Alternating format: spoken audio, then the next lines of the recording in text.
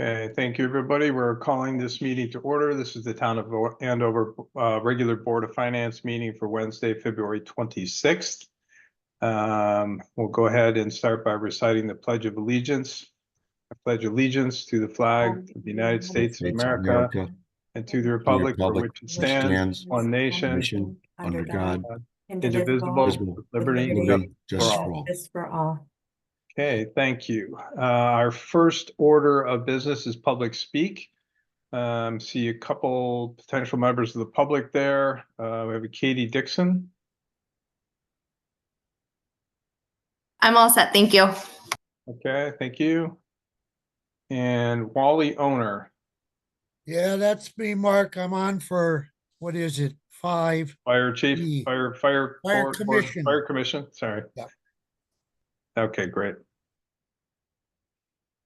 Okay, if that's it, I think we can go on to the next item, which is changes or additions to the agenda. I don't know if anybody has any other changes they want to propose. I would suggest that one thing we could do is to move the budget discussions up earlier in the budget so that we can have the Fire Commission and the Public Works budget discussions earlier, and we can cut those folks loose if they so choose. So what I would suggest is that maybe we move that to item 5A instead of 5E. I'll go ahead and make that motion. Does anybody want to second it? I'll second it. Okay, I saw Joanne first. Thank you. Any discussion? Nope, good idea. I was going to suggest it too, Mark. Okay, all right. We'll go ahead and vote. All those in favor say aye. Aye. Aye. Okay, no opposed? Any abstentions? Thank you. All right, anybody want to propose any other additions or changes to the agenda? Yeah. Louise? Add that AHM municipal voting. If I don't know if everyone had a chance to view what I sent, but go ahead and kind of send along the vote to them earlier than later. Okay. Do we need to vote on that? Eric, I'm trying to remember what we've done in the past, or Joanne, if you remember, or is that just part of our budget that we vote on it? I think we have in principle voted on it. So Mark, the town of Andover cast 2 ballots. There are 6 total votes. Right. One is Okay. cast by the Board of Selectmen. Ann Cremay has decided she wants to be the rep for the Board of Selectmen. And Louise Goodwin, I think, attended the meeting, so is likely the rep. But normally it's Yeah, voted I think on we agreed on that. Yeah. by the Board of Finance and the Board of Selectmen, up or down. Yeah. Okay. I do remember that. Sorry for the confusion. Yeah. It's been a couple of weeks. We did talk about that clearly. Okay. So Louise, you want to add that to the agenda specifically under, I guess that'd be under new business? Yeah. It's not under old business. So item 6A then would be a vote on the proposed AHM budget contribution. Does that sound right? Yes, it does. Okay. Well, a vote on it. Yes. That's Yeah. what, And Mark, I'm gonna suggest that you add item 6B, discussion of the Bridge and Culvert Fund. And I would also say, unless you really want to discuss it, that we probably don't need to review 5C, either item. We could deal with it all in discussion of Bridge and Culvert Fund. Okay. So those are 3 proposed changes right there. Do we want to just put those all into the same motion? Would you be okay with that, Louise? yes, I would. Okay. Anybody want to second that? Bill? Sure. Okay. Any discussion? Okay, so the motion is to add item 6A, which is to consider the proposed contribution of Andover to the AHM budget. 6B would be the discussion of the Bridge and Culvert Fund. Right, Eric, did I state that correctly? Correct. And we are also proposing removing item 5C from the agenda for tonight. Okay, discussion, Joanne? Oh, I'll ask a question after we take a vote or whatever. Okay. All those in favor, say aye. Aye. Aye. Any opposed? Any abstentions? Okay, motion is passed. Thank you. Okay, Joanne, did you have something else? Or- I just wanted to ask Mark, so I know we have specific items that we're gonna be discussing tonight. Can we, once we're done with the two presenters, are we going to have our general budget discussion then as well? Or, Yeah, sure, we can just add it, continue that under 5E, yeah, that's fine. Good. or even under board open discussion, but Okay, perfect. Yeah. Yeah. Thank you. are there suggested changes? Okay, hearing none, we will move on to agenda item 4, which is the approval of the meeting minutes. We have the meeting minutes from the tri-board meeting and also the meeting minutes from January 22, 2025. So would anybody like to make a motion to approve one or the first one, which is the tri-board meeting minutes? Can I ask a question? I apologize, I've been checking email all day and Liz had thought they weren't in our packet. Were they? They are in our not, no, packet? they're not in the packet, I Okay. think, yeah. So it's kind of hard to approve them if they're not in there and Yeah, just to kind of look them over. So, good catch. Yeah, I hadn't even gotten down that far. no, that's fine. She did bring up that point today. Eric, is Kate not in the office on Wednesdays? I think she's on vacation, isn't she? No, Kate's a Oh. part-time employee. She doesn't work Wednesdays. Oh, Yeah, Okay. I think after tomorrow she's on vacation, right? tomorrow. Okay. I remember her saying something about that. Yep. So I guess we're just able to add, well, go ahead, Mark. Sorry. Whoop. Just add them in the next month's meeting. Yeah, that's what I would do. Still, I mean, it was a little bit of a problem, right? Liz, did you want to speak to that? It was your, What, the fact that well, it was an meeting packet? incomplete packet and we set aside time to review things and it just, and we Yeah. get it, Eric, we're not making a big deal about it, but it's happened before, so. Yeah, well, we should have them in the review. Minutes and Liz brought up a few points. I don't want to take that right, away. and well, and also I already brought that one up, the report for the quick report for December Mhm. 31st is the same one that was attached that we looked at last month. Yeah, Kate didn't have we never got out of the finance department, the updated check register. So, yep, But I mean, is that typical? I feel like we always have that at our monthly meetings. I understand they're probably busy or whatever, but that's something we generally have so we can kind of know where they are or. right now, the only thing the finance director is focusing on is getting through this year's audit, frankly. Yeah, we're not that being is the critical at all. priority, We're yeah. just being informational and asking so that we know. Yeah. That's all. Yep, I understand. Everybody's busy. I get that. Thank you. yep, and I should have caught the fact that there were no minutes in the packet. To be honest, I never even reviewed the packet. I was gone most of Thursday in meetings, so Kate just sent the thing out. So that's on us. And I would also admit that we don't do nearly as good a job as we used to. Because now I don't have an admin assistant. I have a little bit of time from the tax collector when she can fit in that kind of stuff. And you're right, we drop a lot of things now that we didn't before. Eric, I wasn't gonna go here, but since you went there, listen, as an administrative assistant myself, I pride myself in good work, so that's all. We don't expect a lot, but you gotta proofread your stuff, especially when you're sending it out. Didn't even wanna go there, was trying to stay away from it, but you're trying to put it on budget and cutting of hours. It's just if you take on a task and it's your task, you just have to proofread it, but we get it. It's a mistake, we'll look for everything next month.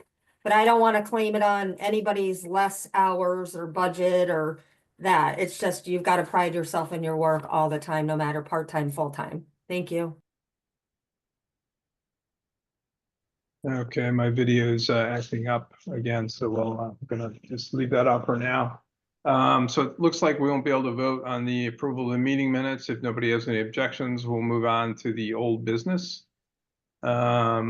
And what we agreed on for 5A for old business would be the budget discussions with the fire commission and fire department budget. So I guess thing to do would be to turn it over to Wally, if you want to comment, or do you just want to entertain questions from the board?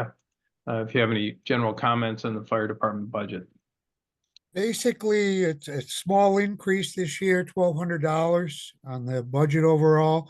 We moved some items around, partially due to losing two trucks that we sold, the rescue truck and the oldest fire engine. And we still are awaiting the delivery of the new squad, but we still don't have a firm date on that. And we found that some of our equipment maintenance costs had increased dramatically in the last year. So we moved money from basically the vehicle maintenance to the equipment maintenance and increased that line item slightly. So we went from 167,150 to 169,350 for the annual budget. And I'm glad to answer any questions anyone has. And then I think we also had a large allocation for new turnout gear. New under the turnout gear. Capital budget, yeah. In the capital budget? Yeah, Capital budget was for SCBA, self-contained Right. breathing oh, apparatus. it's for the SCBA's, okay. That wasn't part of our normal budget. That was the capital that went through CIP. Yeah, If you want to discuss that, I have an alternative there. I would love Yeah, to discuss normally- that, actually. I would love to discuss that. Yeah, Yeah. I would too. Thank you. yeah, it normally goes through CIP and then it ends up with us in the Board of Selectmen, so. Okay, well, originally we asked for 20 new sets of air packs. And those were to replace units that were purchased in the 1980s, late 80s and early 90s. We've been having maintenance issues with them, and our cost of repairs is dramatically increased. For the vendor to come and pick them up and bring them in to repair them, we're even getting a fuel charge every time they have to bring anything in for repairs. So they are showing their age. So our original proposal was for 20 sets of air packs and then new Kevlar straps for both the new air packs, and there are 20 air packs out that have been assigned to firefighters that are certified, and they wanted to upgrade those straps. And the total on that was $221,992. We understand that because the truck is coming in sometime this year, and the first payment is going to be substantial, we're looking to possibly change this from 20 sets to 16, which replaces just the ones that we have on the apparatus, and 36 sets of straps. And that comes out to $170,535.36. And these, Wally? yeah, go ahead. Can you repeat that? You're willing to change it to 16 of the packs? And then what? And taking 36 sets of the straps. We originally wanted 40 sets of these Kevlar straps. So now that would drop from 20 to 36. I mean, from 40 to 36, excuse me. Thank you. And Wally, are all the air packs 80s and 90s? Are there any newer air packs at all? No. The Okay, other thank you. problem is that when you change a model air pack, the new ones have dramatic differences than what we have now. So you can't mix and match. And the whole concept there is at 3 o'clock in the morning, we get a structure fire. Now to have someone respond and say, okay, which air pack am I putting on? And, you know, what are the differences? When we want to make the switch, we want to at least switch all of them that were actively on the fire apparatus. So they're all the same. When someone goes to put it on, they're all the same, no mix and match.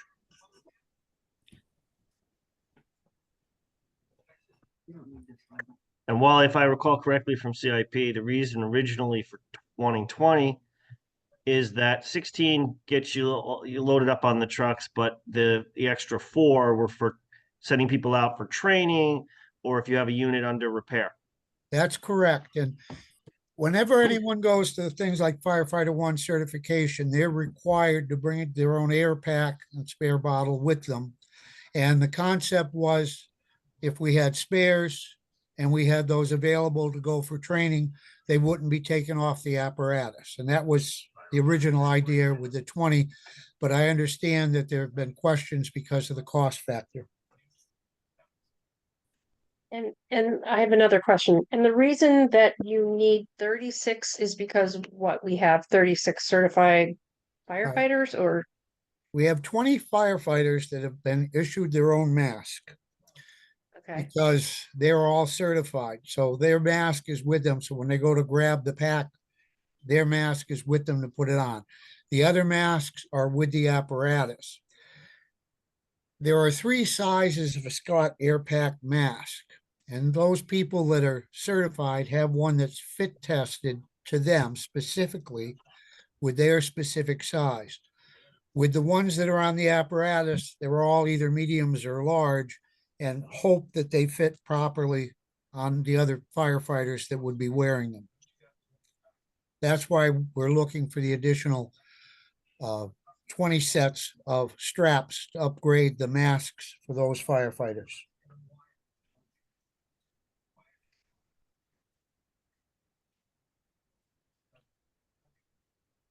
Okay, further questions?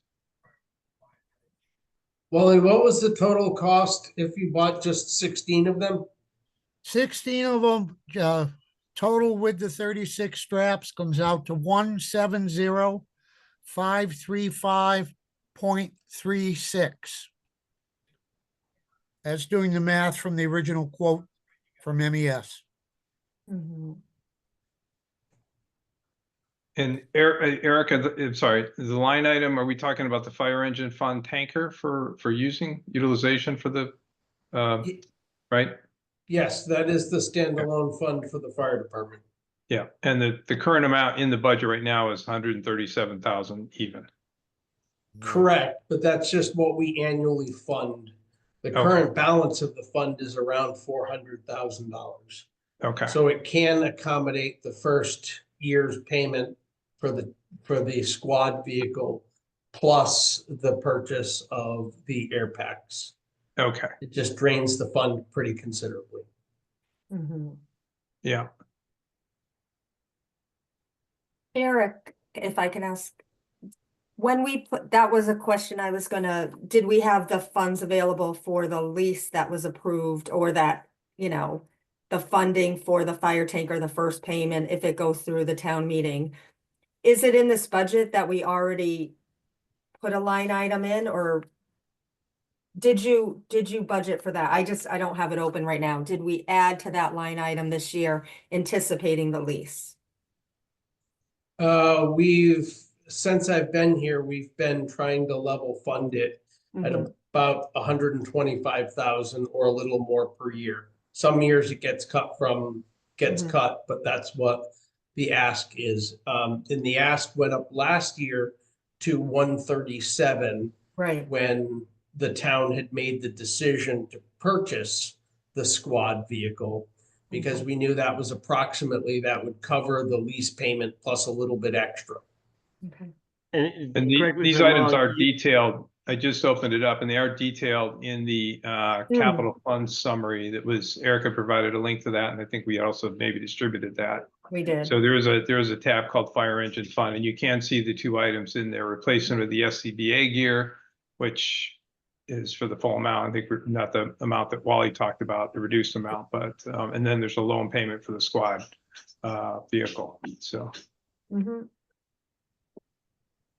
yeah.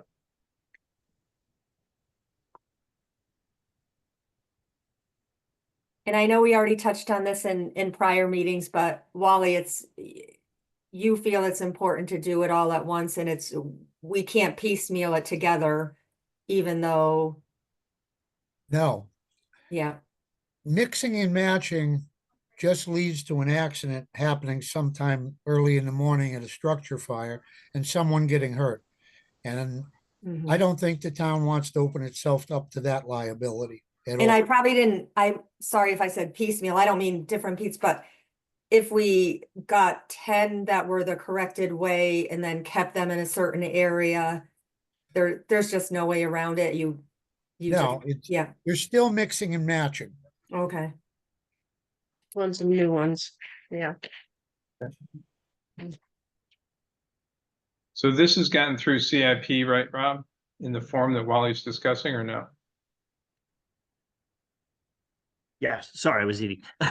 Yes, we approved the original ask. Of the 221, 2080s. 992? Okay, Mhm. all right. Wally had show and tell for us. It was educational. Mhm. He brought out one of the old ones. So I guess the question ends up being, do we need to take action on this at this point, or is this going to be a future? Are we going to line this up with a formal request that, details what's happening and how much, et cetera? Well, we have Yes. the exact figure for the 16. So we could, in theory, vote to change that number in the budget, right? Mhm. To reflect. Well, yeah, the budget's one thing, but it's also the expenditure for the SCBA gear. Are we being asked to do that at this point? Sorry, that's what I meant. And does it have to go to a town meeting for approval, or? I don't, go ahead, Eric. So that does not have to go to town meeting because it's already money that is appropriated through the standard annual taxation process. If we were taking out a loan to buy it, it would absolutely need to go. But if it's existing monies, then no, in monies that have been designated for that purpose, which is what's happened here. We're spending it exactly for the reason we put that money away for. So no, it does not. And Wally, if I may ask another question, do we find that Andover's way behind other towns? I mean, are we using such obsolete equipment? Or, No. I mean, It's- that's important because I know when we talk about trucks or different things like that, we hear things All right, and then we well, try to make judgments. Obviously, I think public safety and safety, of our firefighters and anybody that's going to be in a position like that is so important. So that just popped into my head. How far behind are we with the equipment we have now? With our surrounding towns, are we kind of on an equivalent? And then we're looking to, yeah. some have newer equipment, some have older equipment. Okay, so we're not the And- oldest dinosaur out there. There's other towns that are operating with this equipment and I know it's been on your list for a while. We got a lot of the budget backup info, so thank you. Well, you opened up a Pandora's box. Now you're gonna hear my soap opera speech. We just Go got for rid of a truck that was purchased in 1989. We got $40,000 for that vehicle. We got rid of a rescue truck that was purchased in 1998. We got 25,000 for that. It isn't that we're ahead or behind of anybody around us. Some have more equipment, some have more members. So therefore, things like air packs, they have more of them. Most of them are all operating Scott air packs. A lot of them have upgraded what they have. We've maintained these, and the ones that we have in service now are still functional as long as we keep maintaining them. But we're looking to improve for the future. And again, before they fail, we'd rather get them replaced. So there's my soapbox. No, we appreciate that. I know nothing about this, so, I've got to ask the basic questions. So they're Okay. functional, it is an upgrade and, it's a decision, of, we definitely want the firefighters to have them eventually. It's just, is this the year that it goes? That's all. I'm not proposing either way. I think it's just Thank you, Wally. Okay, Wally, yep. do you have a breakdown? You said that the maintenance of them is becoming more costly. Do you have a breakdown of what that looks like? Not at my fingertips right now. Basically, inside these regulators, it's a lot of small pieces and parts, and they fail after so many years. You can't forecast when you're going to have an issue. It's when the air packs are tested every month. If there's a problem, that air pack's pulled out of service, the vendor is called, they come pick it up, take it back to their shop, put it on their bench, take it apart, find the problem, make the repairs and send it back. But no, I don't have a breakdown in front of me.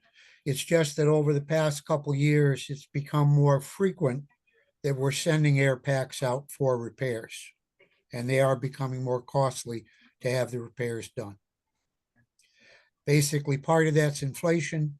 What they're paying the technician has gone up considerably, plus transportation, plus parts. Like anything you buy today, inflation is killing everything. Yep. Thank you. Yep.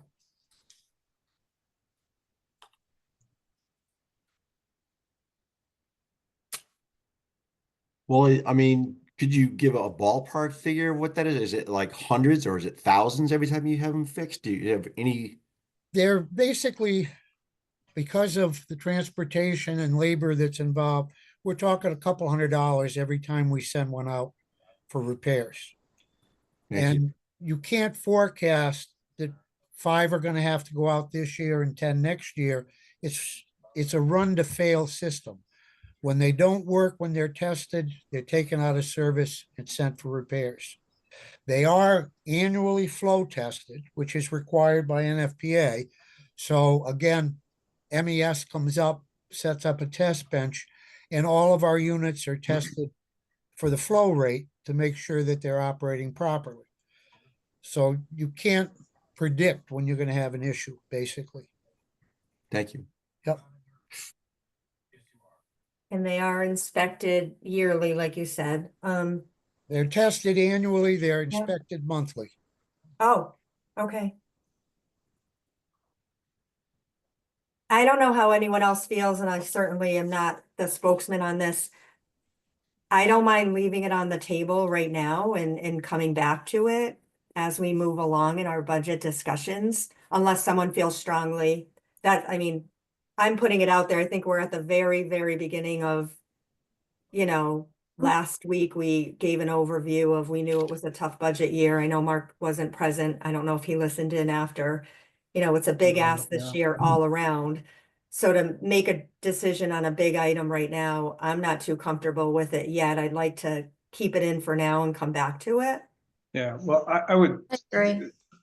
say, yeah, a couple of things. That probably works well. I mean, there's two things. One is that and just to keep in mind for all of us, the amount that's going into the fire department fund on the budget line item is one issue, and that will just be part of our regular budget discussions. But then the expenditure out of the capital fund for a major expense like this is just a regular routine issue. So that money is, as we've said, is already there, and as Eric pointed out, and it isn't, as I said in the summary, the capital fund summary. Now, typically though, what I would like to see, and I would agree with Joanne, we got pass on it for now, would be like a formal request to say, okay, here's our quote, this is what we're buying, this is what it's going to cover, it's going to cost this much. We have the funds available. Here's our formal request to do that. So I think that that's typically what we would get in before approving any large capital expenditure. So, so Wally was able to talk about both things today, but I think ultimately to approve the capital expenditure, we would want to see the quotes from the vendors and the rationale kind of in a written request, as we often do. So to me, it makes sense to hold off on anything until we see that formal quote. And that's just part of our routine business, isn't necessarily part of the budget process, although obviously such expenditure is a big deal.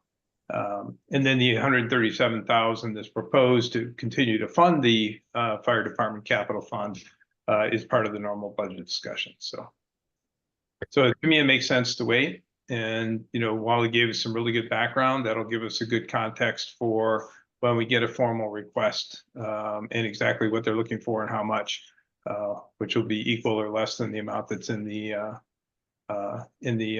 capital fund summary. Mark, if I may, you talk Yep. about vendors. There is only a single vendor in the entire state of Connecticut for Scott Air Packs. So Yeah. I can get you the new quote at 16 instead of 20, if that's what you're looking for.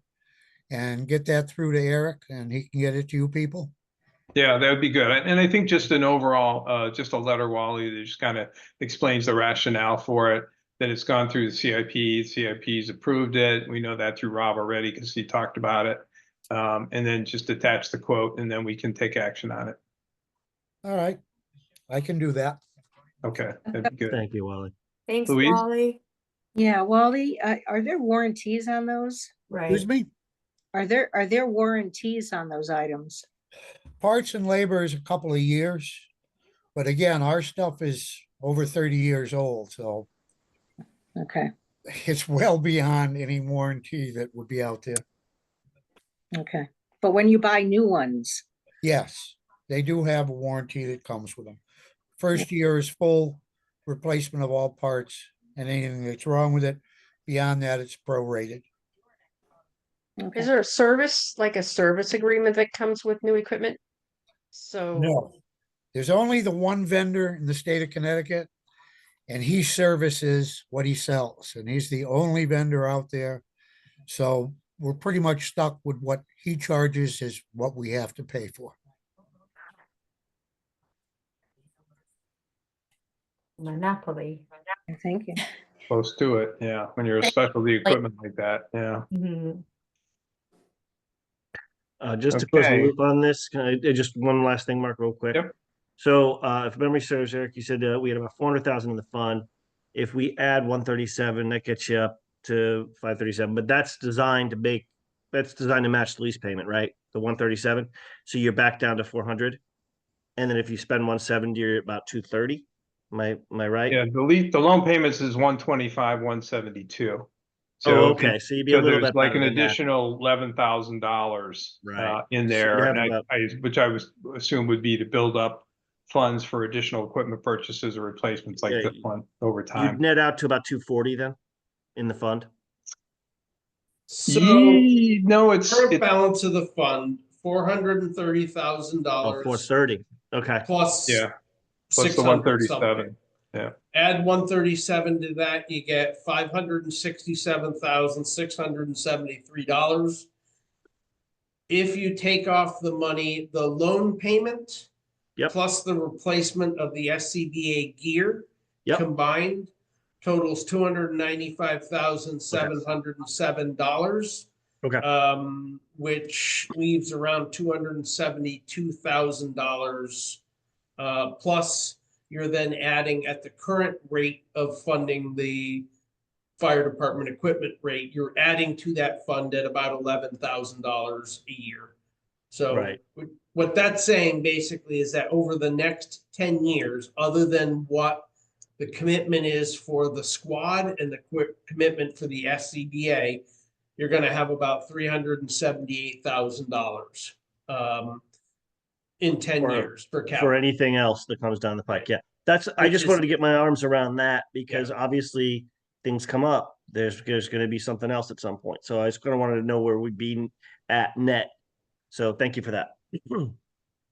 No doubt. And that is probably not enough to cover the next 10 years needs of the fire department. So at some point, that capital fund is probably going to have to be increased to meet the needs of the fire department. Or not. If I can just add to that, inflation has killed the fire service. When Mhm. we originally talked about buying the squad, it was $750,000. Now it's over $1 million. And every year you're looking at 10 to 15% increases in fire service equipment. It's ridiculous, but it's kind of where we're at. So Hmm. when you talk about the future, you got to think that these prices are just climbing every year. That's good information. Thanks, Wally. Any other questions or comments before we move on?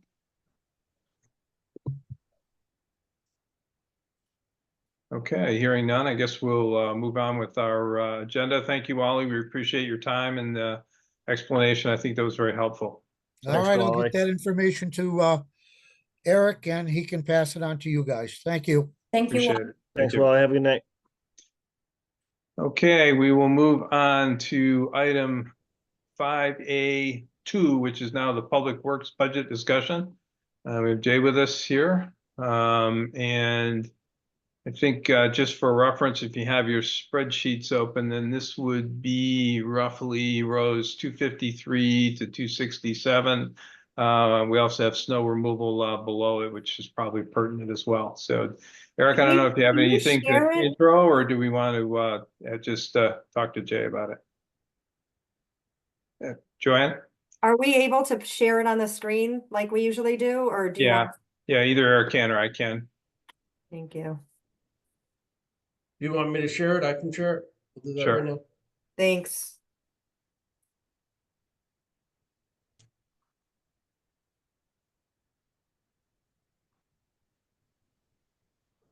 Okay, I don't know where you want to start, Jay. You have the town garage up right now. Hold on a I sec. don't see it. It's Oh, coming it's up now. coming Yeah. now. There we go. Okay. I'm gonna have to move it a lot closer. Hi, everybody. Hello. Okay, so we're on the garage. All right, sorry, I can't see. It looks like it's a fairly flat budget overall. Yeah, I have it. We're down a little bit, yeah. I presented to Eric a flat budget on this, the same amount, 35,845, is that correct? Yes. For the town garage. 34,575. Yeah, that's the, 34,575, yeah. 34. Yeah, the 35 was the corrected current year budget. I think what you're looking at, Jay. Yeah, so column J is what we're proposing for next budget year. Okay, well, I apologize. I can't even see it. So, Can you zoom in a little, Eric, or no? On Jay, those? we totally understand. I had to run the meeting last week and I could not see. I had my magnifying glass out.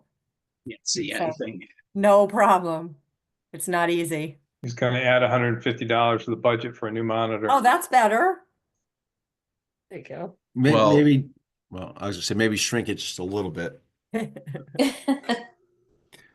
No, I like it that big, but I can't see all the columns, so. Right. Well, I Yeah, just if you moved. narrow, if you I narrow just your moved- E. Go ahead. Go ahead. Yeah, I just moved the whole computer closer to my face. Oh, there you go. So, all right.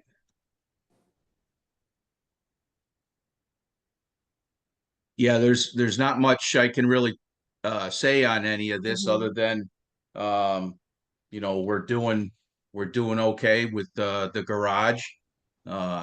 Since a few years of being here, we've been trying to do little improvements as we go along on the interior, clean things up around the building, do some maintenance and whatnot, and we just a little bit of a pecking order, and we're good with this budget. I don't know about electric and the fuel's gone up a little bit or stays steady, but we haven't really seen any increases in there. So that's, unless you have some questions about it, that's pretty much all I got for the build and maintenance. So you're Um, actually, garage. you're actually lowering the budget for electricity and fuel oil? Is that because you guys are typically just using less than you expected? So Yeah, well- that's the electricity is always a guess because we have no idea. That's just based on the fact that the state has been going after Pura, and it looks like the overall rates for electricity are going to go down somewhat. I mean, you know, although those contracts haven't even been negotiated yet, so we really don't have a firm guess. As far as fuel oil, that's assuming the same consumption of fuel oil now, but this year's rate that we locked in at is 2.62 a Yeah. gallon, Okay. which is lower than what we had available last year. Yeah. Okay, that makes sense. It's not a lot of money, I'm just asking. Sure. Anybody have any other questions on this area, the town garage? I was just wondering, Jay, like under building maintenance, you have 17,850. Is there any specific items that we're planning on for that, for maintenance?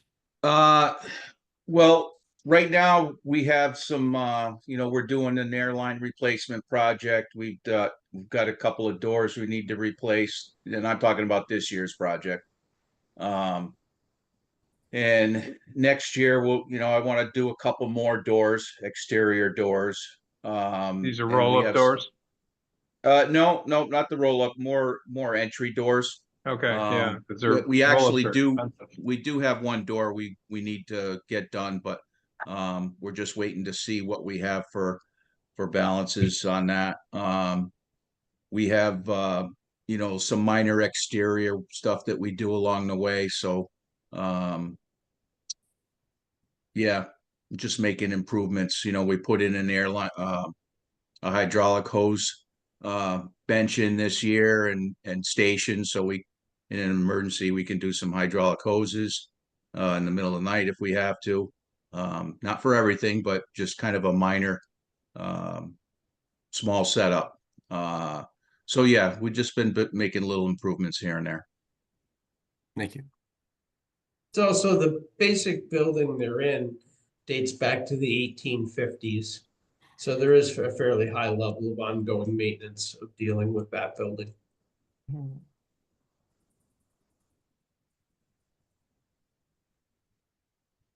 Are Any we all other set with, go ahead.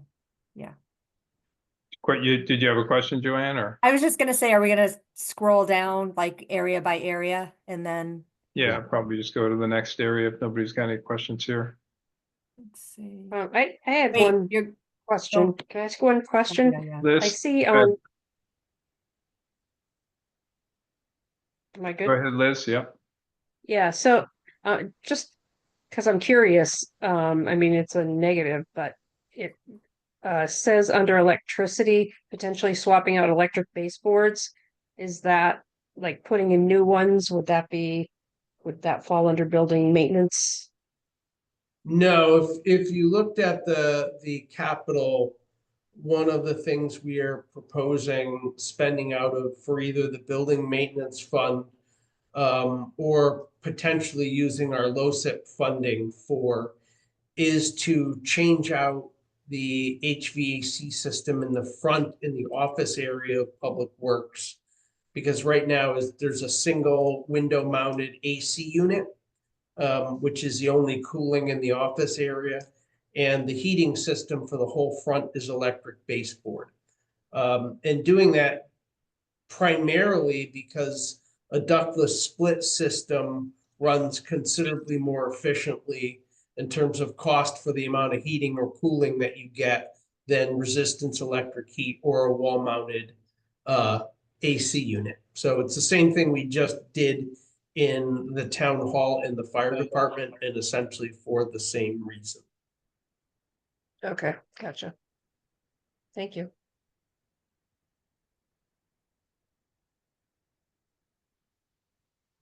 Okay, so we scroll down to the Public Works section. Okay, Can you so see, Jay? just- Go ahead, Jay. Oh, good. go ahead. I was just noticing the column uncertainty about Jay leaving and just wondering, have we got anything more concrete there? And what are we looking at as far as that goes? So I've been in discussions with Eric, and have yet to get confirmation from the selectmen. So if my proposal, if I follow the increase in salary along with the rest of the staff, then I would stay another 2 years. Perfect. Thank you, Jay. Yeah. I guess I have a question, Mark, if I may. Yep, go ahead, Joanne. Eric, I don't know, I know the selectmen had that special meeting last night and made some decisions on a couple of things. Has the spreadsheet been updated yet accordingly, or? Yep. It Okay, has. I looked at it today. The one that you sent in our budget documents, the link that you sent, is that the one we should be referring to now? So Or the not? updated spreadsheet is in that link today. Yeah, It there is- actually are two spreadsheets there. You have to look at the date on each one. I think it's the one dated the 25th. Okay, okay. I didn't see it on all the tabs changed. I'll take a look later. I had been looking at it. Okay, if it's up to date with all the information. Thank you. Now I'm trying to look at this closer. And as far as the rest of the line items within the operating, many of them are running flat. Couple of them we lowered because one I can think specifically, we had a large purchase last year. I won't say large, but we purchased several sets of tires, which we don't normally do in a year. This year, I think I only have one set of tires slated to purchase, other than keeping a little money set aside for tire repairs and if we have to buy a tire. So that other than the wages, I have that budget approximately up 2% from last year in total. Combined, because some areas we, like I said, we're less, and some areas we're a little bit more. Yeah, I'm seeing the total public works is about 4% increase. There's a negative almost $4,300 in vehicle maintenance. That's probably what we're talking about for the tires, right? So Yeah. but you have You have the operating as a 4% increase? Well, I'm looking at the spreadsheet that was on there dated the 25th, and it had 4.1%. So maybe that wasn't updated. Okay, I'll look at the screen. I know the snow budget's up a little bit. No, I'll look at the screen. I clearly mine's not the same as what Eric's showing. So So the reason that budget is showing lower now is that with the decision by the Board of Selectmen not to increase one member from maintainer 1 to maintainer 2, that drops around $11,000 out of the budget, which is why it is what it is. okay, all right, thanks. Yeah, I didn't have that in my original presentation to Eric. That was added afterwards. Yeah, That's why. there is a So yeah, that differential. would be, Yeah, you'd be seeing 4%. Yep. okay. I have a quick question. Jay, this line here, I mean, I know you have the capital funds too. This equipment here that's funded for 8,000, what does that cover? What line are you looking at? Sorry, Row 265. Yeah, row 265. Oh, I'm Count sorry. 5. Yeah.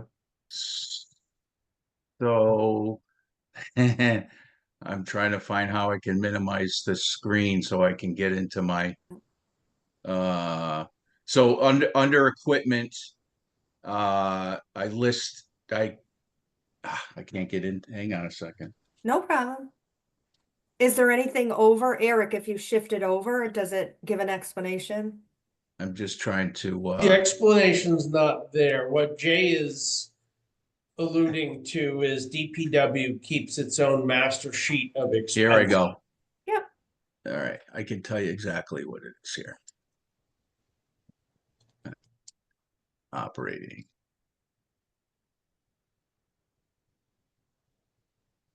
Okay, equipment consists of, I split equipment into 3 line items for myself to keep track of. So I take that $8,000. I have equipment tools, so miscellaneous tools. Could be a wrench, could be a wheelbarrow, shovel. Oh, yeah. $3,000 for that. Signs and traffic control items, could be a sign, cones, any traffic, $3,500 for that. And the other equipment line item is radios. I try to keep $1,500 for that. So I take that $8,000 and I split it up, Okay. if So that it's makes 8,000, yep, the total of the 3 different categories that you told us. Okay, correct. all right. And I do the same thing with vehicle maintenance. Hmm. I take vehicle maintenance and I put $29,000 for that. Mhm. And for tires this year, I earmarked 5,450, which gives me the 34,450. Can we Supplies. go up to that, Eric? Sorry. Okay, Jay. go. No, go Eric, ahead. can you show us where what line would that be? Okay, the 34,450. Vehicle Yeah. maintenance, right, okay. So vehicle maintenance we've been pretty good over the past few years, since we've been rebuilding, making some upgrades and keeping our equipment up to date and, and maintaining things in a good manner. We've been using up that $29,000-ish. And like I said, tires, I try to keep $2,500 for like tire repairs, buy a tire. So the added cost from would be 2,450, something like that. Or 750. Anyway, Gotcha. I'm not a good math unless I do No, a that's okay, I calculator. know what you're. But that would be to purchase the other tires. Mhm. Can I Supplies. ask how many vehicles is Public Works responsible for? Right. Hang on. We might as well learn if we're gonna be on the, every year a little sinks in. Yeah. So, if you remember last year, I Mhm. sent you, and I can send it again this year because I made it an update. Is that capital purchase plan. Mhm. So at the last tab tells you the registered vehicles of the town, Oh, good. minus the fire department. Mhm. So we have assigned to us from the motor vehicle department 24 plates, 1 through 24. And right now we currently have, and this includes the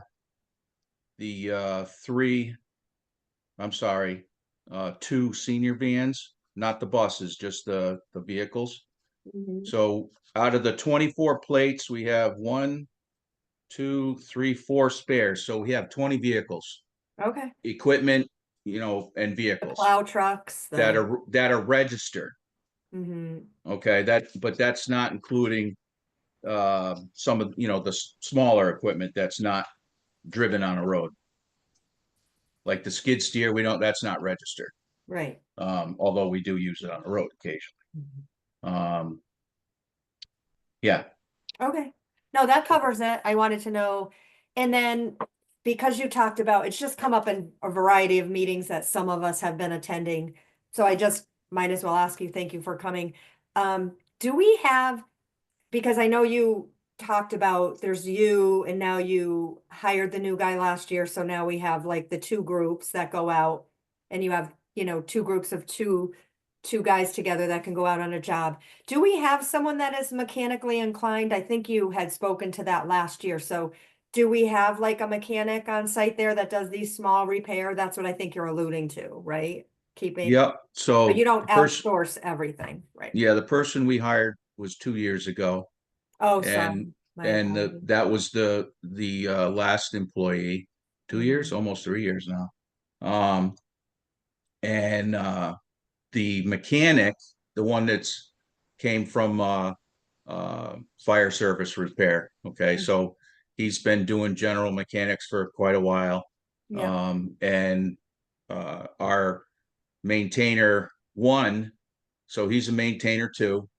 Our maintainer one is also a mechanic, welder, fabricator. So we have two people that are very capable. But we have limitations due to electronics of these vehicles, and they just have to go to a place where the computer can read them. Fortunately, we have a vendor that on occasion, when we have the need, specifically for some of our frontline plow trucks, they'll actually come out with their computer and do a read right here in our shop. And if it's an easy diagnostic and he can point out the part, we'll fix it. But if it's something that has to go to their shop because you do a repair, then it's got to be reprogrammed and all that. That's got to go to a vendor to do. We don't have the capability to do that. It's very costly to be able to do that, just to maintain that software annually. You're talking about a $10,000 to $15,000 just to start up to have the ability to do it, and then you got to maintain it for about $6,000 a year. We only have 4 vehicles that need that, and it's once in a blue moon. So it's really not worth the cost of having it. So we do have our limitations, but we are a very capable shop, and all of us will chip in and fix things. Everybody will grease it. Everybody can wrench, change a tire, do brakes, do whatever. We can all do that. We all help out. So a lot of that is done and okay, yeah. Oh yeah. Oh yeah. I thought so, and Yep. you've spoken to it, but since this whole maintenance fund, had a topic had been talked about at one of the meetings I'm in, so I was in. Yeah. I mean, it's really important that we have that ability.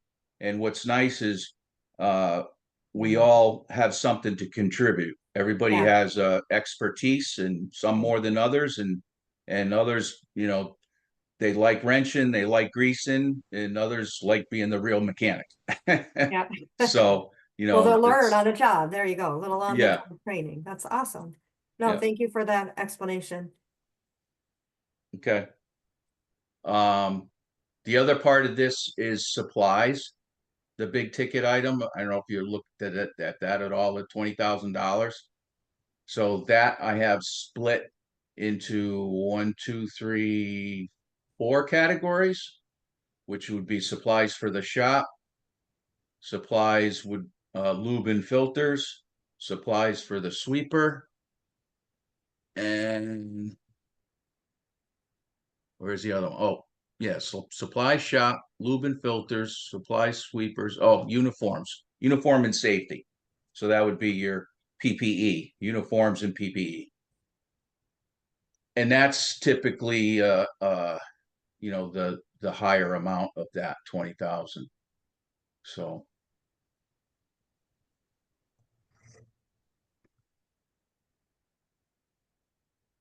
One who knows nothing about that line of business, that sounds like a lot of money. And I'm just saying right out there, I know nothing about what this stuff costs, but I'm like, holy mackerel, $20,000 for that one. yeah, Um, well, it's split up into 5 categories. I mean, if you want to know how I have it split up, I've got 7,500 earmarked for uniforms and PPE. That's gloves, safety shoes, our uniforms,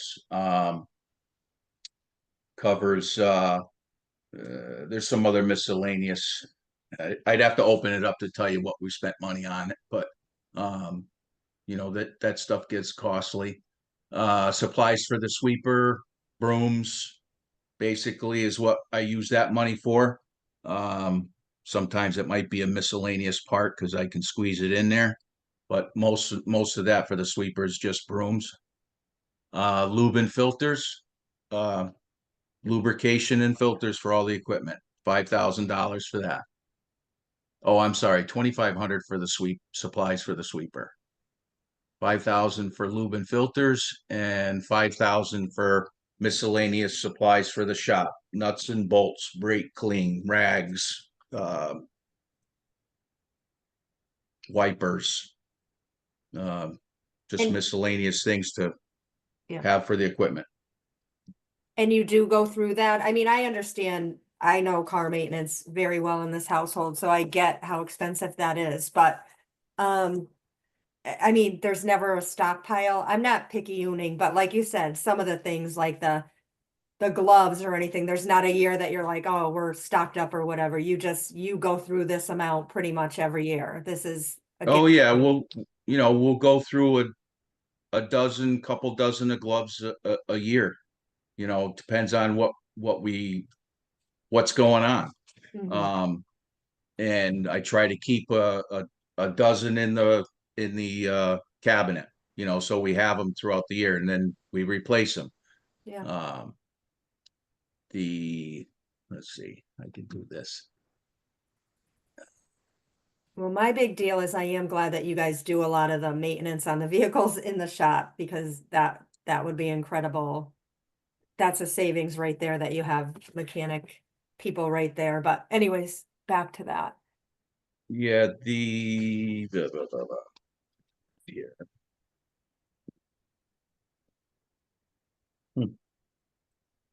Now I got lots of papers in my lap that I had to move the computer. So I'm kind of lost my place. Okay. My notes. Yeah, so one of the things that I was putting together to kind of give you an idea, and maybe I mean you brought it up, Joanne. This could be part of Yeah. another discussion for the capital equipment, but two vehicles over the past 3 years, and I'll bring it up. So our 2014 Peterbilt. Well, you know what? Let me not get ahead of myself. Let's finish this operating budget up if that's okay. That's fine. And if you have any other questions about it. Any more specific questions on the Public Works line items? I guess Jay alluded to it, Mark, earlier about the snow removal budget was up. I know that it seems. Oh, yeah, like we got a snow. Yeah. this year, I feel like for a while, you guys, it was like Sundays. I mean, so I'm sure there was a lot of overtime involved. Listen, I have someone that goes out during those storms too, so there was a Yep. lot of Sundays and things like that, so they all kind of fell on overtime weekend holidays, I think, too. All of our storms this year, so are we still within budget this year, and is that why it went up? Or just? As far as I know, we're still within budget. Mhm. As far as, because I haven't gotten, gotten's not a good word, received the information back from, to doing my next quarterly reconciliation hasn't come up yet. So as of last time, we're okay. So speaking to the overtime and, Sundays and holidays, I mean, it is what It is it what is. it So is. I mean, I know. we got to do it. Absolutely. The Hey, last, people are happy that earn that paycheck. I understand. the Yeah. last time that was that we were 23 hours straight, go home for 6 hours, and we were back for another 5-6 hours, Mhm. just because of the timing of the day. Mhm. And to do some additional cleanup and because it iced up. But anyway, Yeah. the snow, well, again, we're done with the operating before. Oh, sorry. I got ahead of myself. Yeah, No, I mean, we have I no think further if questions. nobody has any other questions on the Public Works operational budget, we can move on to snow removal too. Yeah. If you really wanted to, it depends on, I can send you my spreadsheet of itemize how I keep track of everything, because I itemize everything out.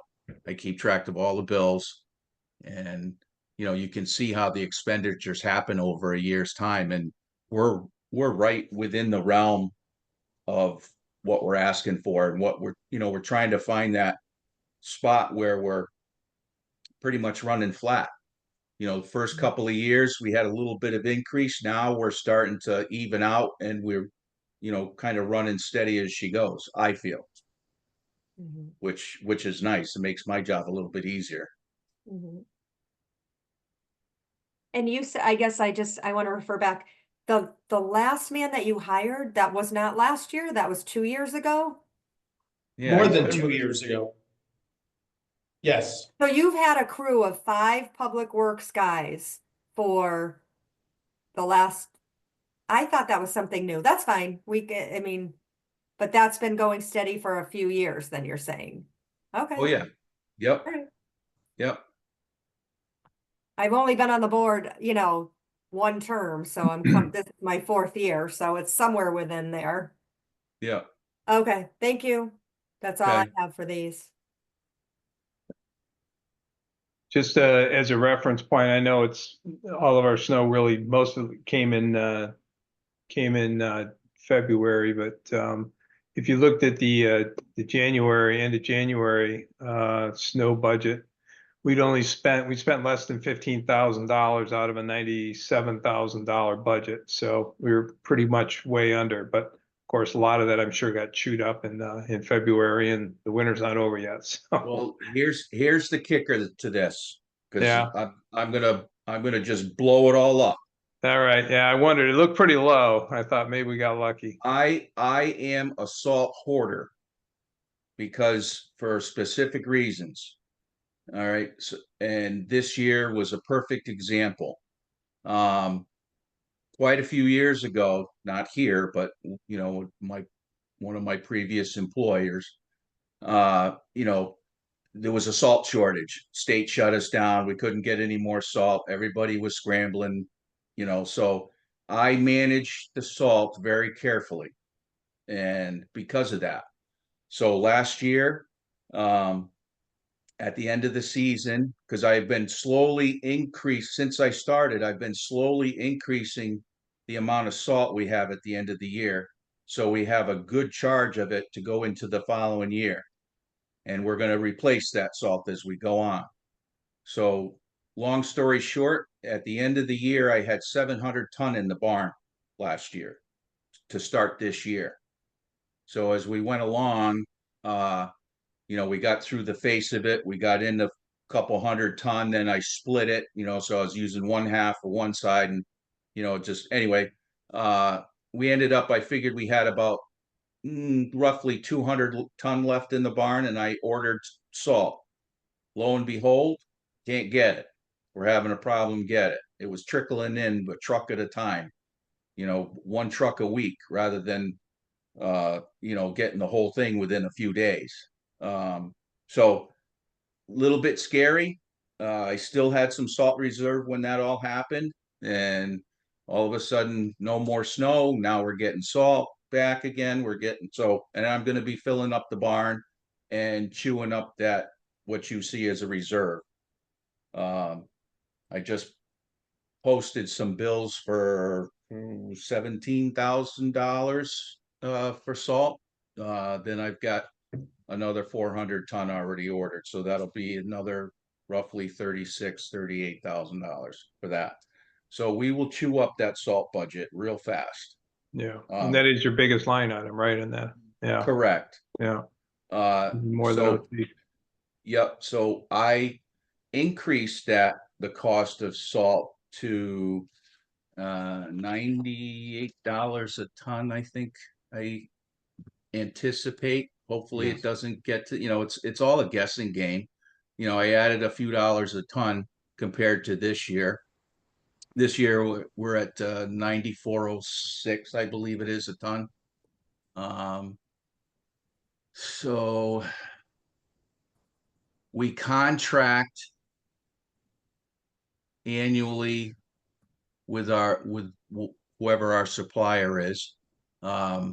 We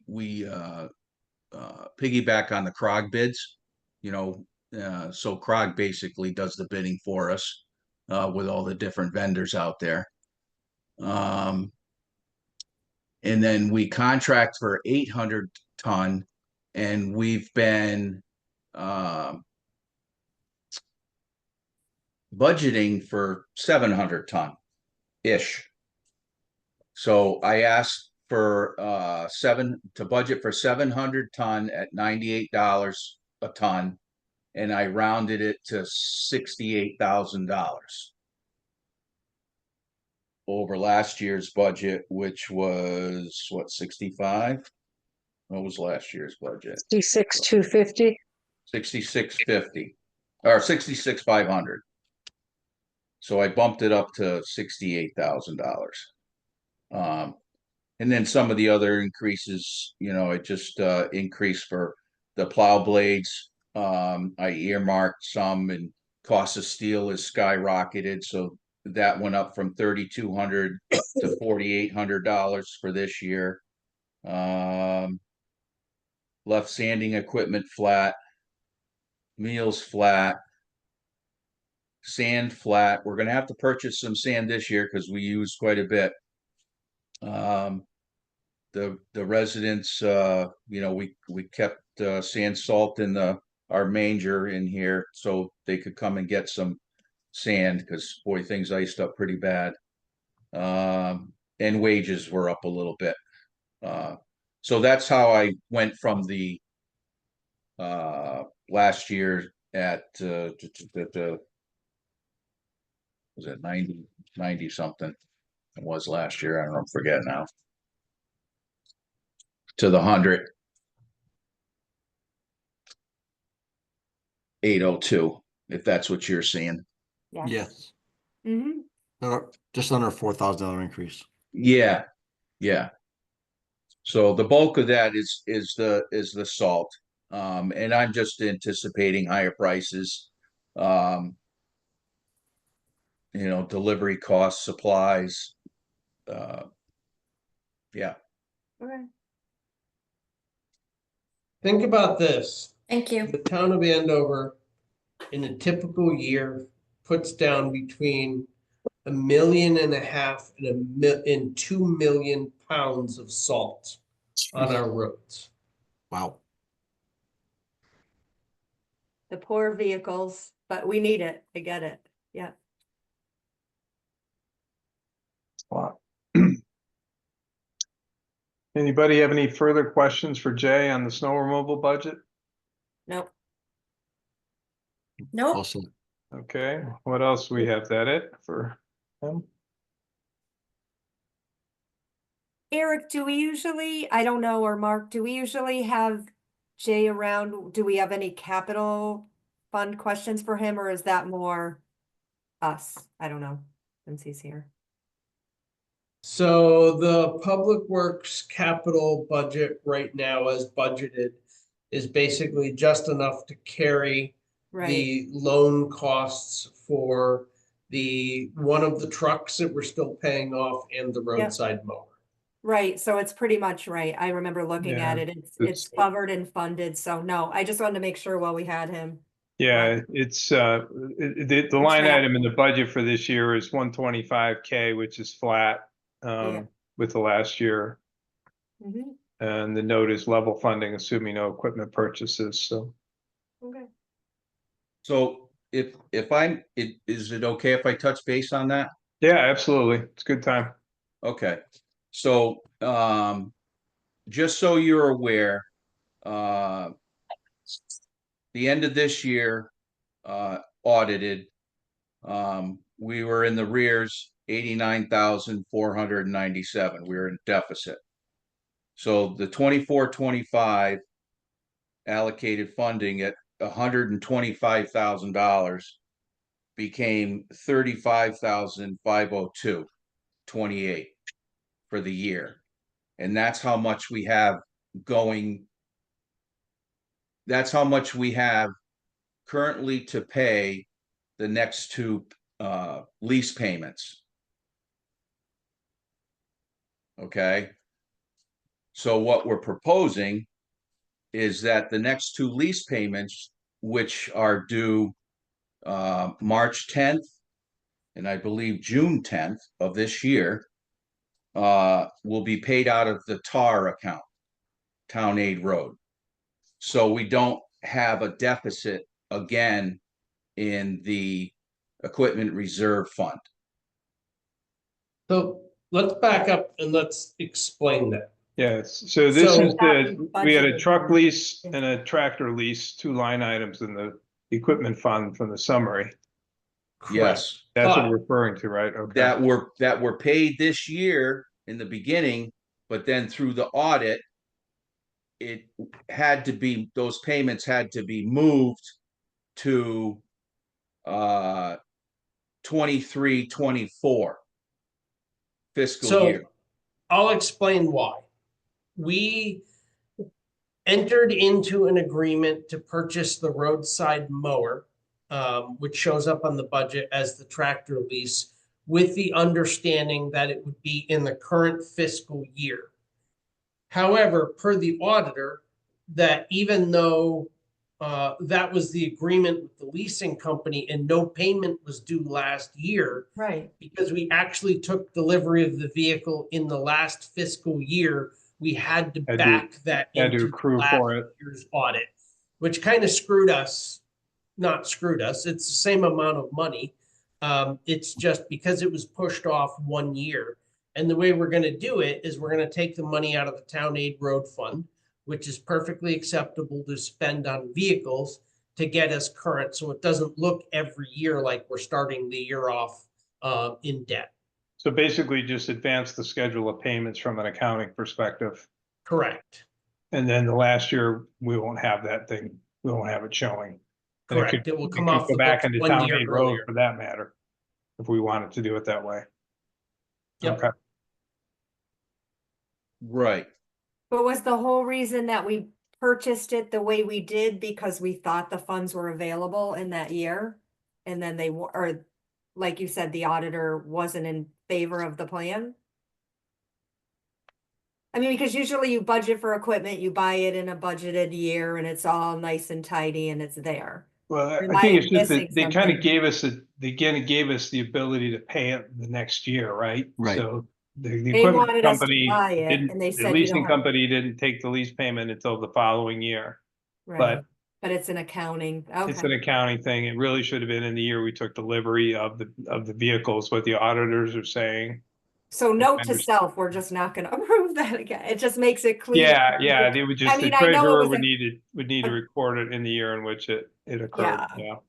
Just no last minute things and everything sounds fine. I don't think it's a big deal. I'm not upset, but if it sounds too good to be It- true, then it usually is something, you know, It was a learning curve. yeah, Didn't expect that to happen. Yeah. You know, no, yeah, understood. but moving forward, Mhm.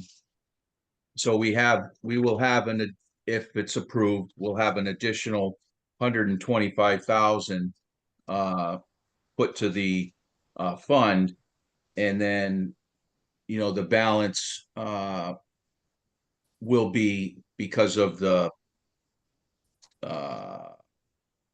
way it's all worked out, we're still going to be less than $125,000 come this year, even though we haven't had it haven't had any expenditures in the account. So what I had proposed, or was going to ask, or the forecasted 35,502 will remain. We get an additional $125,000, and we had a bunch of equipment that we surplus sent to auction this year at 44,675. And with the next payments due, lease 3, the third payment for the tractor and the fourth payment in 25-26 would leave us a forecasted balance of 98,451 and change. You'd have to see this all on paper, and that capital purchasing plan reflects all that. And then as new drops are made into the budget, there'll be some small incremental increases, but come forecasted out for fiscal year 29-30, we'll be back into deficits again. for the next, I think it's 5-6 years. And I haven't planned anything out beyond that. So, and they keep increasing, and that's part of that is due to the planned truck replacement every 5 years. And that goes back to what I was going to talk to you about, or was over the past 3 years, other than routine maintenance, along with some minor repairs, our fleet of vehicles, equipment is in good shape overall. However, I'd like to point out some information regarding significant repairs to a couple of aging pieces of equipment. Does not include routine maintenance or minor repairs. And basically just want to point out how important it is that we stay on the plan, consider the plan. We can shift things a little bit, but there isn't a lot of room if we want to keep good running and operating equipment. So our 2014 Peterbilt plow truck, it's 11 years old, has 43,263 miles.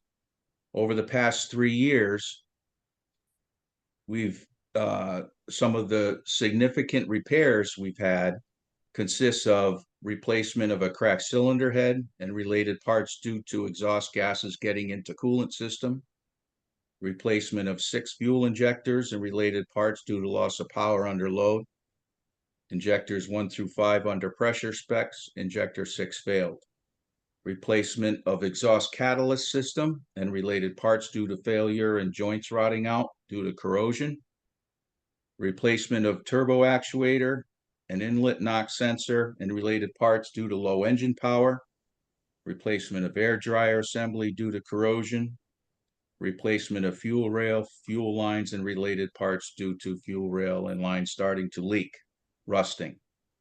Total cost of these repairs, including outside labor, was $49,450 over a 3-year period. Approximately $9,000 of that was outside labor because we couldn't do it in-house. The rest of that, $40,551, was cost of parts only. That truck currently is scheduled for replacement in 2029. Will then become the backup plow truck for the next following 5 years and rotate it out in 2034 to be sold at auction.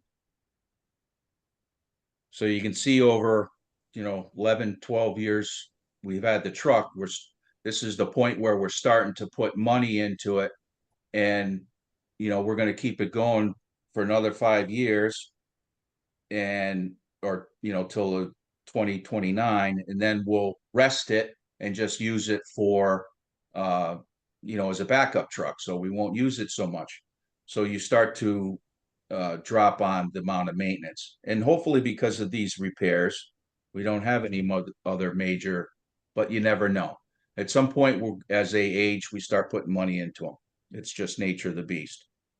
Our 2006 John Deere 410 backhoe, 19 years old, 5,836 hours.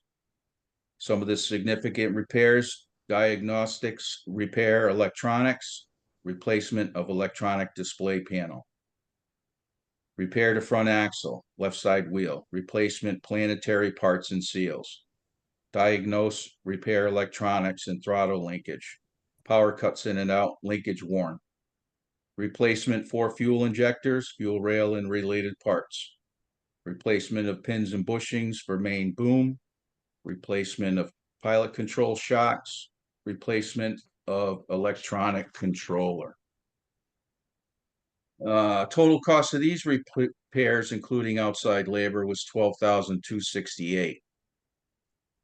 $5,156 of that was outside labor, because we couldn't do that in-house, and the rest, $7,112, was parts only. This backhoe is scheduled for replacement in 2030, but at that time, a reevaluation will have to be done when we get closer to the replacement date due to the fact the machine remains in good shape, being used less overall, introduction of the excavator now taking on much of its past work. overall cost of repairs, keep it at peak performance, has not been out of the norm. So that's just a couple of the pieces that we've been spending some out of the norm dollars on. Most everything else is all within the realm of regular routine maintenance. That does give us a good overview, and I do like hearing those things, and I'm sure, I know you said that you've sent it to us in the past and we can review it. I don't know, I didn't mean to just jump in, Mark, but Yep, it's good. I mean, there's just so many needs in the town that and you get a fire and this is what happens. So, but you're giving us the background of what, a rotation means and hopefully providing good maintenance from your department from within. Again, I know how key that is to vehicles and everything. And yeah, I mean, it's a process with everything and balancing all the wants and needs and all of that and the definite needs. So that's all I wanted to say. I appreciate it from, my household is a mechanic and does these kind of things, and I know all about this stuff and, I appreciate hearing about that, and works in a town and plows and all that kind of stuff. So it's a big part of our town. It's a huge part of our budget, so thank you for giving us a little overview. Welcome. Okay, we have any other questions for Jay while we got him? So since you got them here, do you want to go over, because it is one of the bigger line items that the town has, expenditures for out of the road improvement fund? Because if you guys really are gonna cut capital, there's the guy you need to talk to that controls most of the capital funding expenditures. And what do we have for road improvement? $410,000 was recommended. That's flat from last time. Can I Can ask we a put question? up the capital fund? Do you have that, Eric, or can we put that up and we could ask, Give me a few not seconds. not lengthy question, the spreadsheet, don't we have, is it okay to just Here we put go. that? Yeah. And then if we had a tab we wanted you to pick up on, it helps. Thank you. So there is the very basic outline of that. Expenditures I need to go for the closer. spring and the end of this year, beginning of next year. Yeah, can you zoom in a little bit, Eric? Just a little bit, Eric, Yeah. these old eyes. Thank you, I know. All of us. Where's I'm my like next leaning, I'm all the way into my screen here. slide? Me Um, too. My nose is Yeah. touching the screen. I need reading glasses. Eric, Uh-oh. can I ask a quick Eric question? Eric, can you remind me how far in we are? Many years ago now, we did a whole road survey and came up with like a 10-year plan. How far into that are we? We're changed quite a bit off the initial plan. We've got about 2 years to go to do the first pass, complete pass on all the town's roads. But just basic stuff, just shim and chip seal. So not a lot in there in terms of, major renovation projects. This is just basic pavement maintenance stuff. If memory serves, when that plan was developed, the decision was made to kind of maintain the roads that were in decent shape so they didn't deteriorate, because it's super expensive once they've kind of gone into failure. But we did have some roads in failure, and those were going to be really expensive. We haven't gotten to them, right? We have. Oh, okay. So that's where that shim and chip came into play. Eric, do you have the map that I made up that maybe they could see? Nah, Because I do, but I would have to share my screen. I have a hard copy of it. I don't have an electronic copy. I do if you want me to put it up. Sure. You just have to let me share it. Or- Yep. I'll do that right now. Sorry for the detour all, but You should be able to share now. All right, where's the share button? Should be At If the you bring bottom, your it's usually, cursor usually to the bottom green. of the Oh, wait a page. minute. Share screen, green It's- arrow, yep, up arrow. Yeah, it's under more because I It's under- share screen. Okay. Let's see, where's my desktop?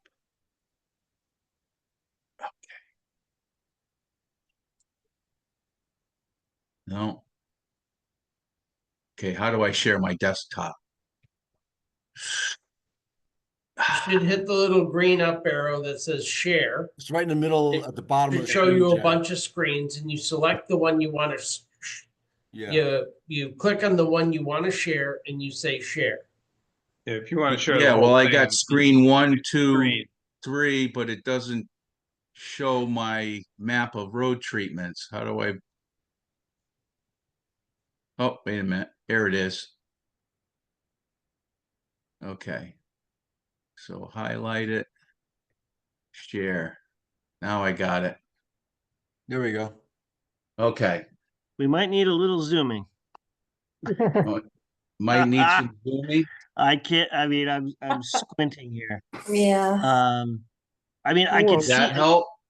yes, nice. yes, thank And you. maybe just mention well, you're gonna do it. Go ahead. Yeah, Okay, so I mean, can you see it? Because I'll have Yes. to move. yeah, I mean, we're it's so- kind of in the northwestern part, but yeah. Okay. All right. So we started. Let's see if I can bring here at the bottom. And let me try backing it out a little bit so you can. All right. Can you see that? Okay. Yes. The I can. different. So the roads that we've covered over the past, well, almost 5 years now, 4 years anyway. All right. So these are the different types: reconstruction paved, overlay paved, micro cape, chip seal, shim, chip seal, okay, satisfactory, and areas of proposed road work. All right, so that's what the town looks like right now, as far as the what we've done so far. And when I first came on board, we concentrated in the lake area. Okay, Bunker Hill, we did. And a lot of these roads, when you talk about they were under disrepair. So we had some of these smaller roads off the lake, main drag around the lake, that was a lot of places asphalt was missing. You could lose a truck in some spots. So Yeah, with discussion with you guys and the Board of Selectmen and Eric and just with doing the shimming and chipping, we were able to repair these roads, and some areas we did, they were under such disrepair, we did some double chip, which helped out. We as a department have to be able to plow the road. We have to plow the road safely. I can't have somebody driving down the road in a whiteout and all of a sudden there's no road, no pavement left, and they hit the other side because they're into gravel and they hit the other side and the plow goes under the truck. Can't do that. So that's why I felt it was important that we repaired these areas and seal them all off. Lake area, the whole area. Fortunately, you guys, the town had a pretty good coffer at that time that we could do that. It's an most inexpensive procedure that we can really do. And then we proceeded on to Bear Swamp, Long Hill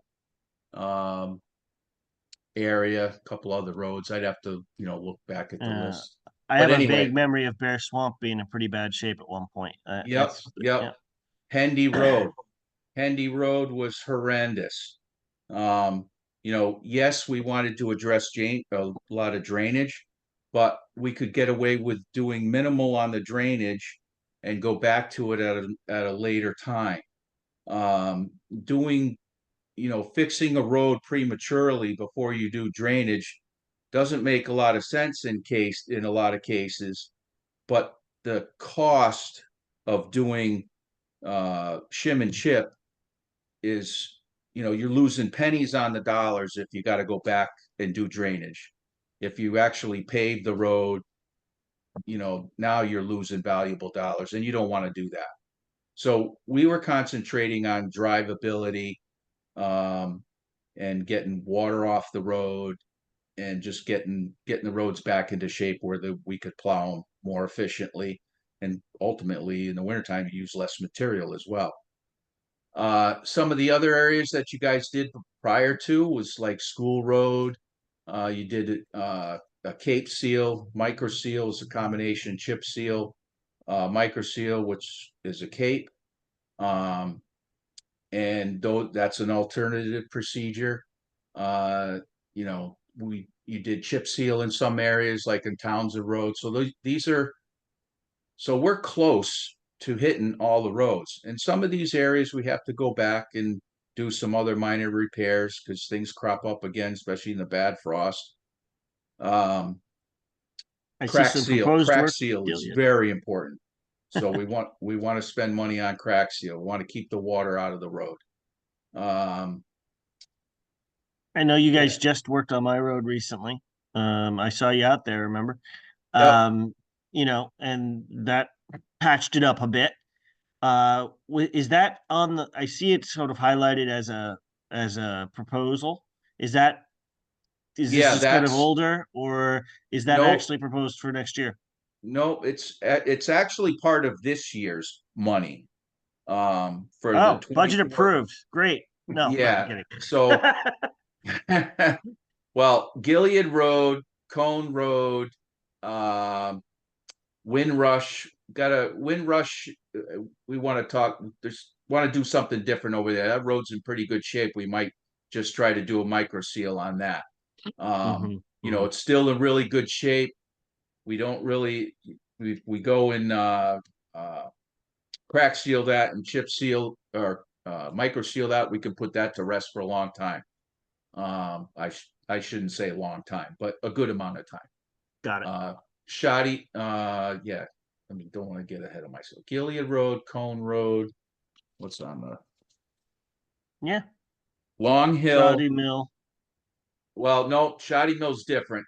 So for spring, all right, we're talking for chip seal before to spend out of this year's dollars, it's already in place. Gilead, Cone, this section of Long Hill down to Woodbridge and Skinner Hill. Oh, So okay. those roads we shimmed in was it mid-fall? We did it in the fall. They were real pretty bad shape. A lot of Yeah. deep, you know, some deep wheel ruts. Some areas actually were starting to show gravel. So Cone Road's horrendous. We're gonna before we do that, we want to cut the edges of the road really well, the shoulders. We want to try to get the water off the road so it doesn't stay in there. But so those roads are slated to be done before July 1. Hey, Jay, can What I we- ask you a question? Sure. Going back up to Skinner Hill, Yes. just always been a curiosity. Like, it seems like as you're going down the road, if you're going north, I guess you call it, or east, one side of the road seems to be Coventry, the other side is Andover. How is that true? Like, how's that, you know? Yeah, so that section of Skinner, if you see my cursor in here. Yeah. So that's right like down. Godiva. Godiva is, you know, it's a little cul-de-sac, little Yeah. short road with a cul-de-sac. That's Coventry. But there's a section of Skinner Road just right in that area of Godiva that's actually Coventry. Right. But you know, Coventry, and it's a short length, it's a short piece. You know, Coventry's done some work for us. They did some work on Woodbridge, and basically we're just kind of trading work. So that's the big question. Right where Woodbridge comes into Skinner Road right now is really bad. Right where Woodbridge hits Skinner. Yep. So I would imagine that's gonna be more than just chip sealed, but Well, we have to do some shimming in there. okay. We'll do some patching and we'll shim it. And you know what you're seeing there on at that intersection is nothing compared to what we've already done. Not that it's True. not that it's a perfect science, it gets us out of a hot water for a period of time, and you still gotta, the thing about this area, like all of Hendy and this section of Long Hill through Skinner, there's a lot of drainage in here that needs to be done. Mm. We need to start concentrating in this area and replacing cross culverts and basins, and we've got some other areas in town that need it as well. But right now, we're trying to hold these roads and kind of keep them in place so we can start going back and maintaining these and keep them in a consistent manner that is safe for everybody to travel on. And we don't have all these potholes and hazards. Right. Burnett Brook is Mm-hmm. another one that's needs some work, but that's on next year's 25-26. So any questions about the map? I just want to say thank you. I hope everybody Yeah. else is okay with the long digression there that I asked about, but this was really helpful for me. Thank you, Jay. Thank you. No, thank you. Thank you, Jay. Appreciate it. I can make this available to you perspective, guys yeah. if you want me to send a email out to. Oh, yeah, love That to would be have great. Thank you. Yeah, that would be you great. Just tell me who to send it to, and I can, or all of you, or one that you can share. Jay, if you want to send it to me, I'll send it out to everybody. I don't mind. I know you've emailed me before, so. Okay, send it to you, Joanne. Yeah, I'd be happy to just, I mean, unless you want to type in everyone's email address, but. No, Yeah. that's Right, fine. yeah, If you I'll take se- care of it when you send, I think that's great for all of us to see. And then we reference, I know we had the spreadsheet up in there where Eric had the balances and, you know, the planned rest of the work for this year and then next year, so good to see. Yeah, so speaking of this year, before we leave the map and Eric puts his screen back up so we can, but so Shoddy Mill Road, Ridge Road, and Burnett Brook, right? Do I have Burnett Brook this Yeah. year? No, next year. No, No, next year. No, I do. Oh, I'm sorry. Yeah, well, I'm for fiscal year 25-26. I don't have Burnett highlighted because I must have missed that for some reason. But Burnett Brook, 0.76 miles. That is on my list. Hickory, Aspinall, Burnett, Ridge Road, and Birch Drive. For 25-26.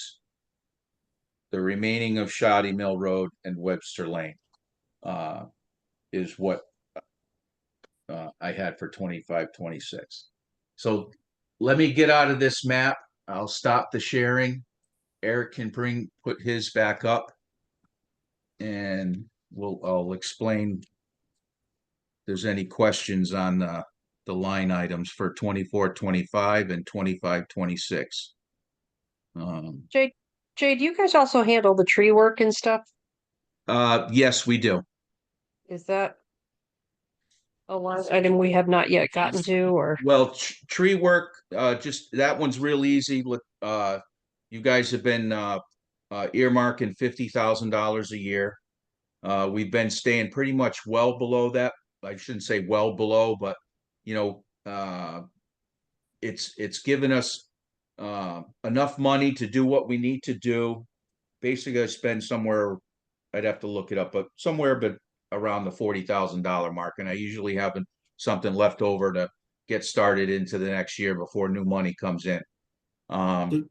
We've done a lot of work with Eversource, a lot of co-ops, matching monies. This year, we didn't really get to do that too much. But Eversource came in and has done a tremendous amount of work for us, like on Shoddy and Burn App, and you know, and then we've gone behind them without exchanging any money. We've assisted them by picking up some of the wood. You know, it's in their right of way, our right of way. If they're willing to take the trees down for nothing, I'm more than willing to help pick up the wood. You know what? Absolutely. What the residents don't take themselves. So Jay, quick. So is the focus on the tree work? more on dead trees that, 'cause I know there's quite a few trees that I could point out that are like ready to fall down dead right next to the road, ash trees. Yep.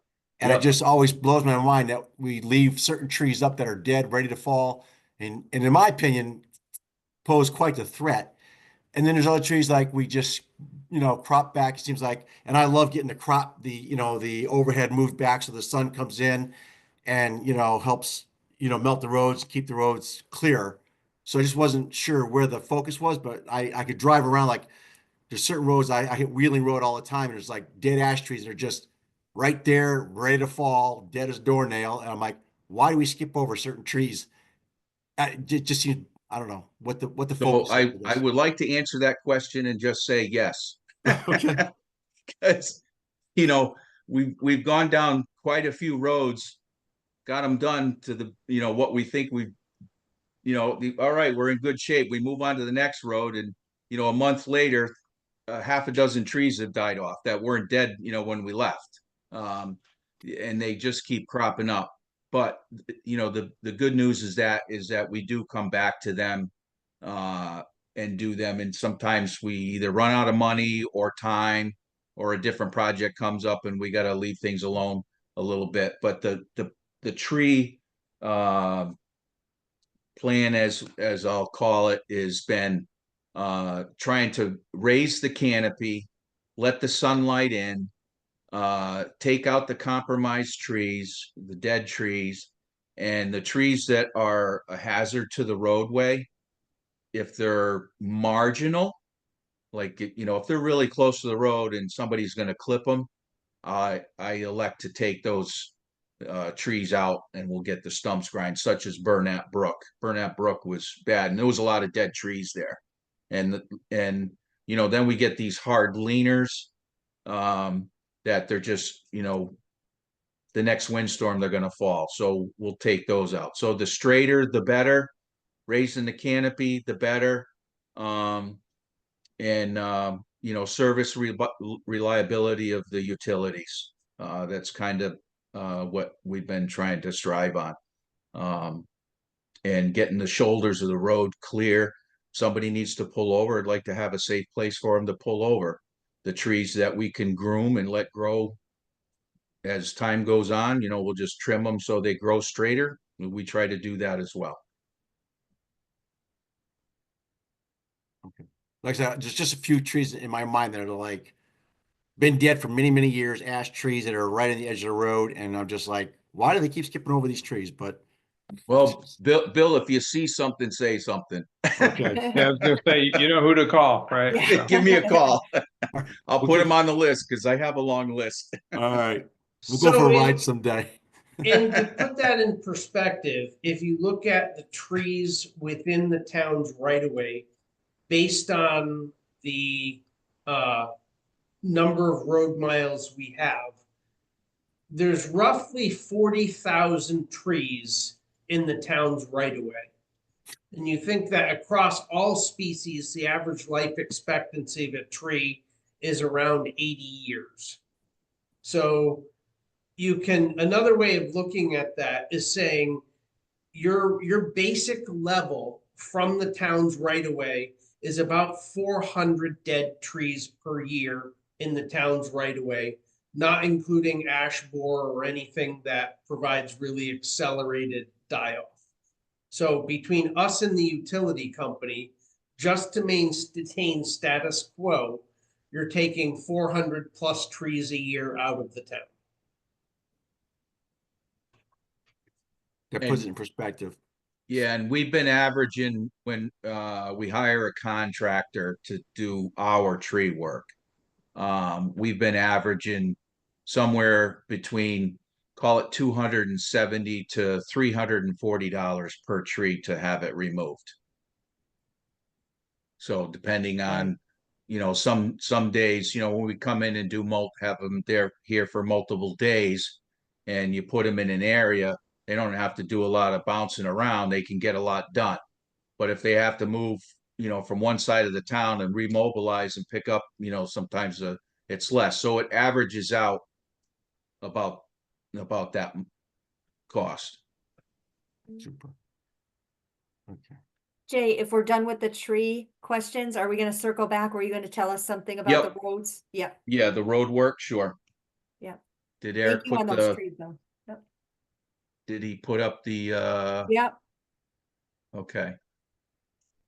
Uh, There we go. All right, so for this year's work, a remainder, 24-25. Currently, we have $646,000 in that road improvement fund. So I have I'd like to finish the guardrails on Long Hill, approximately 1,000 feet at 30,000. Like to spend some money on crack seal throughout the town, about $50,000. Pavement markings is typically around 30,000, a little less, could be a little more. I earmarked for 40. And we need to stock up on our drainage products. We need to get some pipe and catch basin structures so we can continue with that work in different areas of town. And then the chip sealed plan roads, Long Hill, Skinner, Gilead, Combe, and some additional shimming and pavement repairs that we didn't finish up with on those in those areas. So that's where that money comes from and that would leave a balance of about $156,000 in the account before any new money comes in. And And my then- question, can I just, so that's what it is basically, is we have a running account there. That's the whole idea of having this funding, so it's available for you as you Yep. guys have the time, multiple projects or whatever. So we will have a little bit left at the end of the year, hopefully, and then just keep building on it. Okay, Right. sorry, didn't we? I know you were gonna go into and then this is just your wish list of what you would use the whole total the next year. Is that what you're? Yes. Yeah, So for Hickory, Aspinall, Burnap Road, Ridge Road, Birch Drive. And I'm estimating a standard shim and chip on that we've been doing at about 74,675. That's for the estimate of chip seal only. Mhm. For asphalt, the contractor and because we hire an asphalt contract or the paving company to come out, Right. I try to budget for $95,000 for them. And asphalt, I budget for 1,000 tons at $98 per ton. So it's a 95,000 and 98,000 for those. Jay, you skipped Cape Seal. What is Cape Seal? Yeah, Oh, I'm sorry. Yeah, so the Shoddy Mill Road and Webster Lane. So as you recall, Shoddy Mill Road was part of part of Shoddy was part of a reconstruction project we did a couple years ago. Mm-hmm. Did a lot of drainage over there, and we stopped just past Wales Road. Mm-hmm. So we would like to finish that road up and put it to rest for quite a few years. So the road, the rest of that road is in pretty good shape, with the exception of a couple sections that need to be dug up and put in some good material and have paved. And then we can do a chip seal, micro seal over them. That's what Cape Seal is. So they chip seal the road, and then they come back and they do a micro seal over it, which is I call it kind of a slurry concrete asphalt emulsion. It's what they did on School Road quite a few years ago. I don't know if you saw that operation or whatnot, but it basically, the chip seal, they put it down, they wait a little bit, they sweep it up, and then they come back and put the micro seal down, which gives it a smoother surface. And it's more like it's kind of like a concrete substance, but it's asphalt. They mix concrete product in with the emulsions. And that's what Cape Seal is. And then also Webster Lane. Webster Lane's a small area in town. We've done some drainage improvements over there. We've got a little bit more to do. When there's one other catch basin we got to do, replace a couple tops. We could put that area to rest for a while. And it, you know, it would be done. Because at some point, the town, if you look at the different processes of road asphalt replacement, maintenance, there's different things you can do. So, you know, you can't keep doing chip sealing forever. You know, you can put layers and layers and layers, and eventually it's going to build up, and then it just kind of makes these deep wheel ruts, and that's no good. Eventually, you got to start putting asphalt on the road. You got to do reconstruction. So we've got to create a plan, do things hand in hand. You do a little less of one thing one year and a little more of another year. So, you know, one year you may concentrate just on reconstruction, and you know, the next year you go back to your chip seal. Nobody likes chip seal. Terrible process, but it works. And, you know, everybody has done, it's, you know, things that happen with that, you know, the downside of it, it's, you know, rough, not good to walk on. It's dusty till we get it all swept up, and you know, it gets rained on after a while, but eventually it all blends in. It's just, you know, average cost of shim and chip per mile is about $70,000, where reclaiming of a mile of road is almost $500,000. So, you know, you can do a lot more with one than another.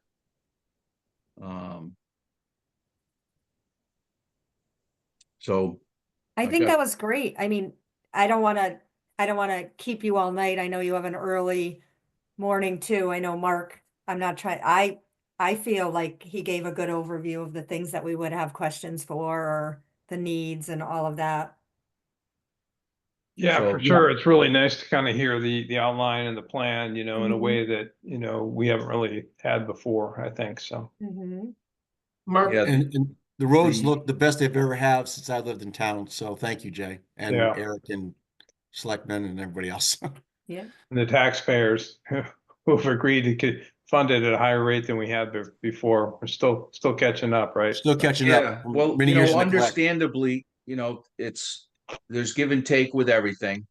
You know, in total, for this year, between the capital drop that you guys do, and then the tar, you know, we're looking at $610,000.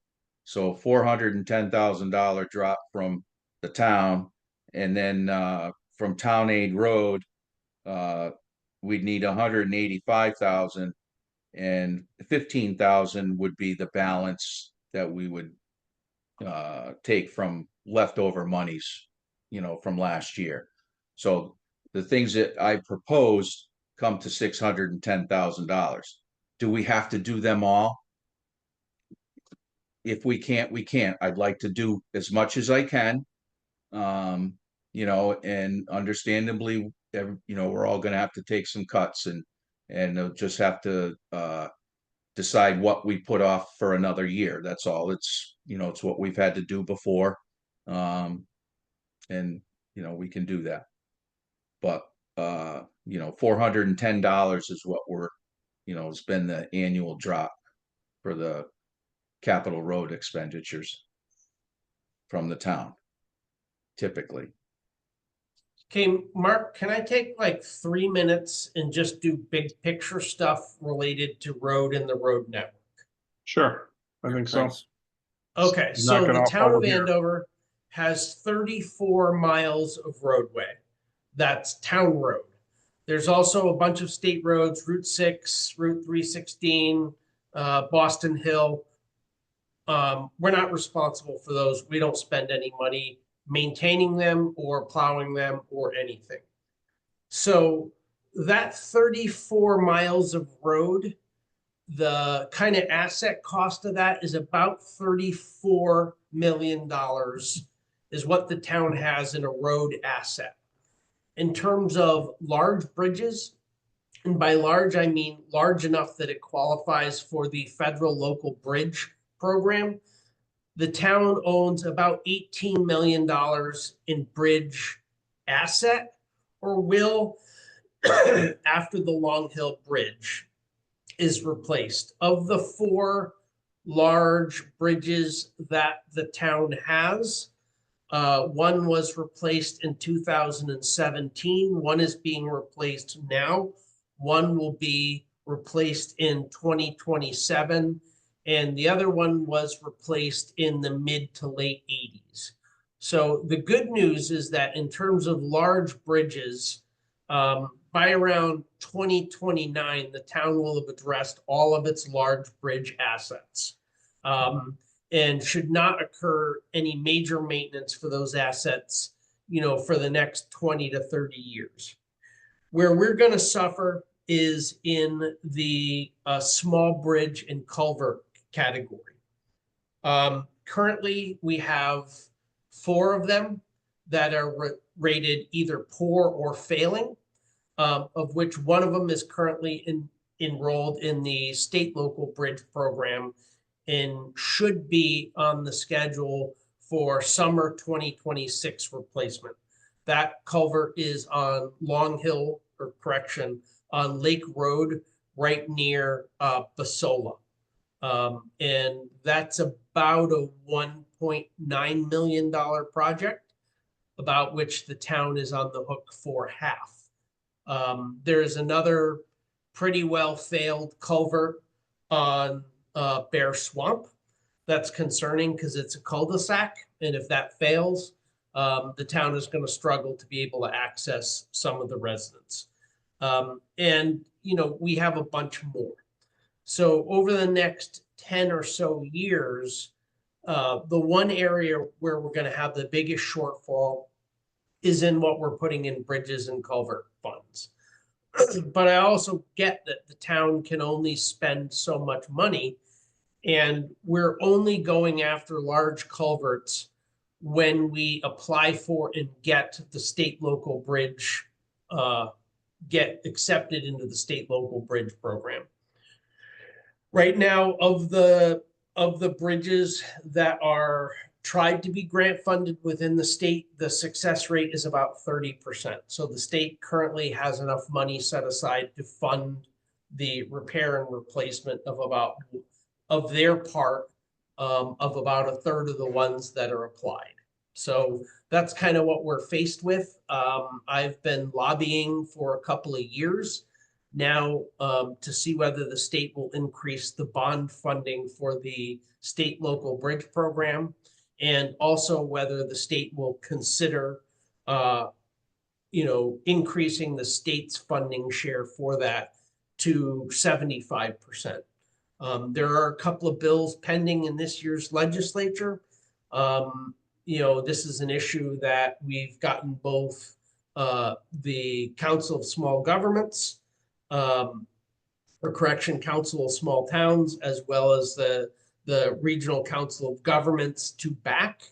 But of the 2,000 or 3,000 bills that come up, that represents 1 or 2. So no guarantees that there will be bond funding increase. But in terms of what are the catastrophic things we're going to have to deal with as a town, that's where we're really going to run into some serious dollars. And just for planning purposes, if the town was to reclaim its entire road network, it would take about a $17 million bond package. And if the town were to fix all its failing culverts without enrollment in the state local bridge program, it would be somewhere around between 10 and $11 million on today's current numbers. So that's what you're faced with in terms of capital issues that the town has currently. Joanne? I just had one follow-up question on, because culverts, is there, like you said that there was a few that were on the very low scale. Is there ever a time that someone comes in and says, close this road, you've got to do this now. I mean, obviously, we're operating on a get to the worst first. I don't need like the longest, but just a quick little answer on that. Like, is there anywhere in town that someone's saying this has to happen? Have we gotten a letter by the inspection people saying they have to get repaired by a certain date? So here's the scoop. The state of Connecticut does not inspect bridges. Well, you know, less you than- have the terminology. I don't, whoever inspects it, sorry, I'm just learning as I go. But So whoever towns are on the inspects hook for that. Most towns don't really inspect their own culverts on any kind of regular basis. Mhm. We did have a pay to have an engineer inspect all of our culverts and give us a repair list about 5 years ago. Mhm. There is currently one road that has been, one lane has been blocked off now for 5 years because the end wall has failed. And we don't have the money to repair that culvert. That's No, on that's good. Hutchinson Road. No, thank you for that overview. I just wondered, like, catastrophic or, have we gotten any warnings from whatever agency or whatever, whoever is in control of that decision? Okay. Thank you. And Eric, just for me, just kind of speaking about the culverts, so the expected cost of the culvert at trying to get back there. Lake Road at Basola. Yeah, is $966,000 more or less. The combined fund of the bridge and culvert fund plus the recommended fund for this coming year is only 729. So that leaves us a shortfall. Yep. About $140,000. And I think we were talking about maybe moving that from the general fund or something to cover that because so do we have a plan for that? I'm trying to remember we discussed that in detail. So because the construction season will be next summer, and with a little luck, it will bridge 2 fiscal years. It's not likely to be done by July 1. I'm anticipating using part of next year's capital funding to pay for that also. Because I recognize, we don't have the money currently.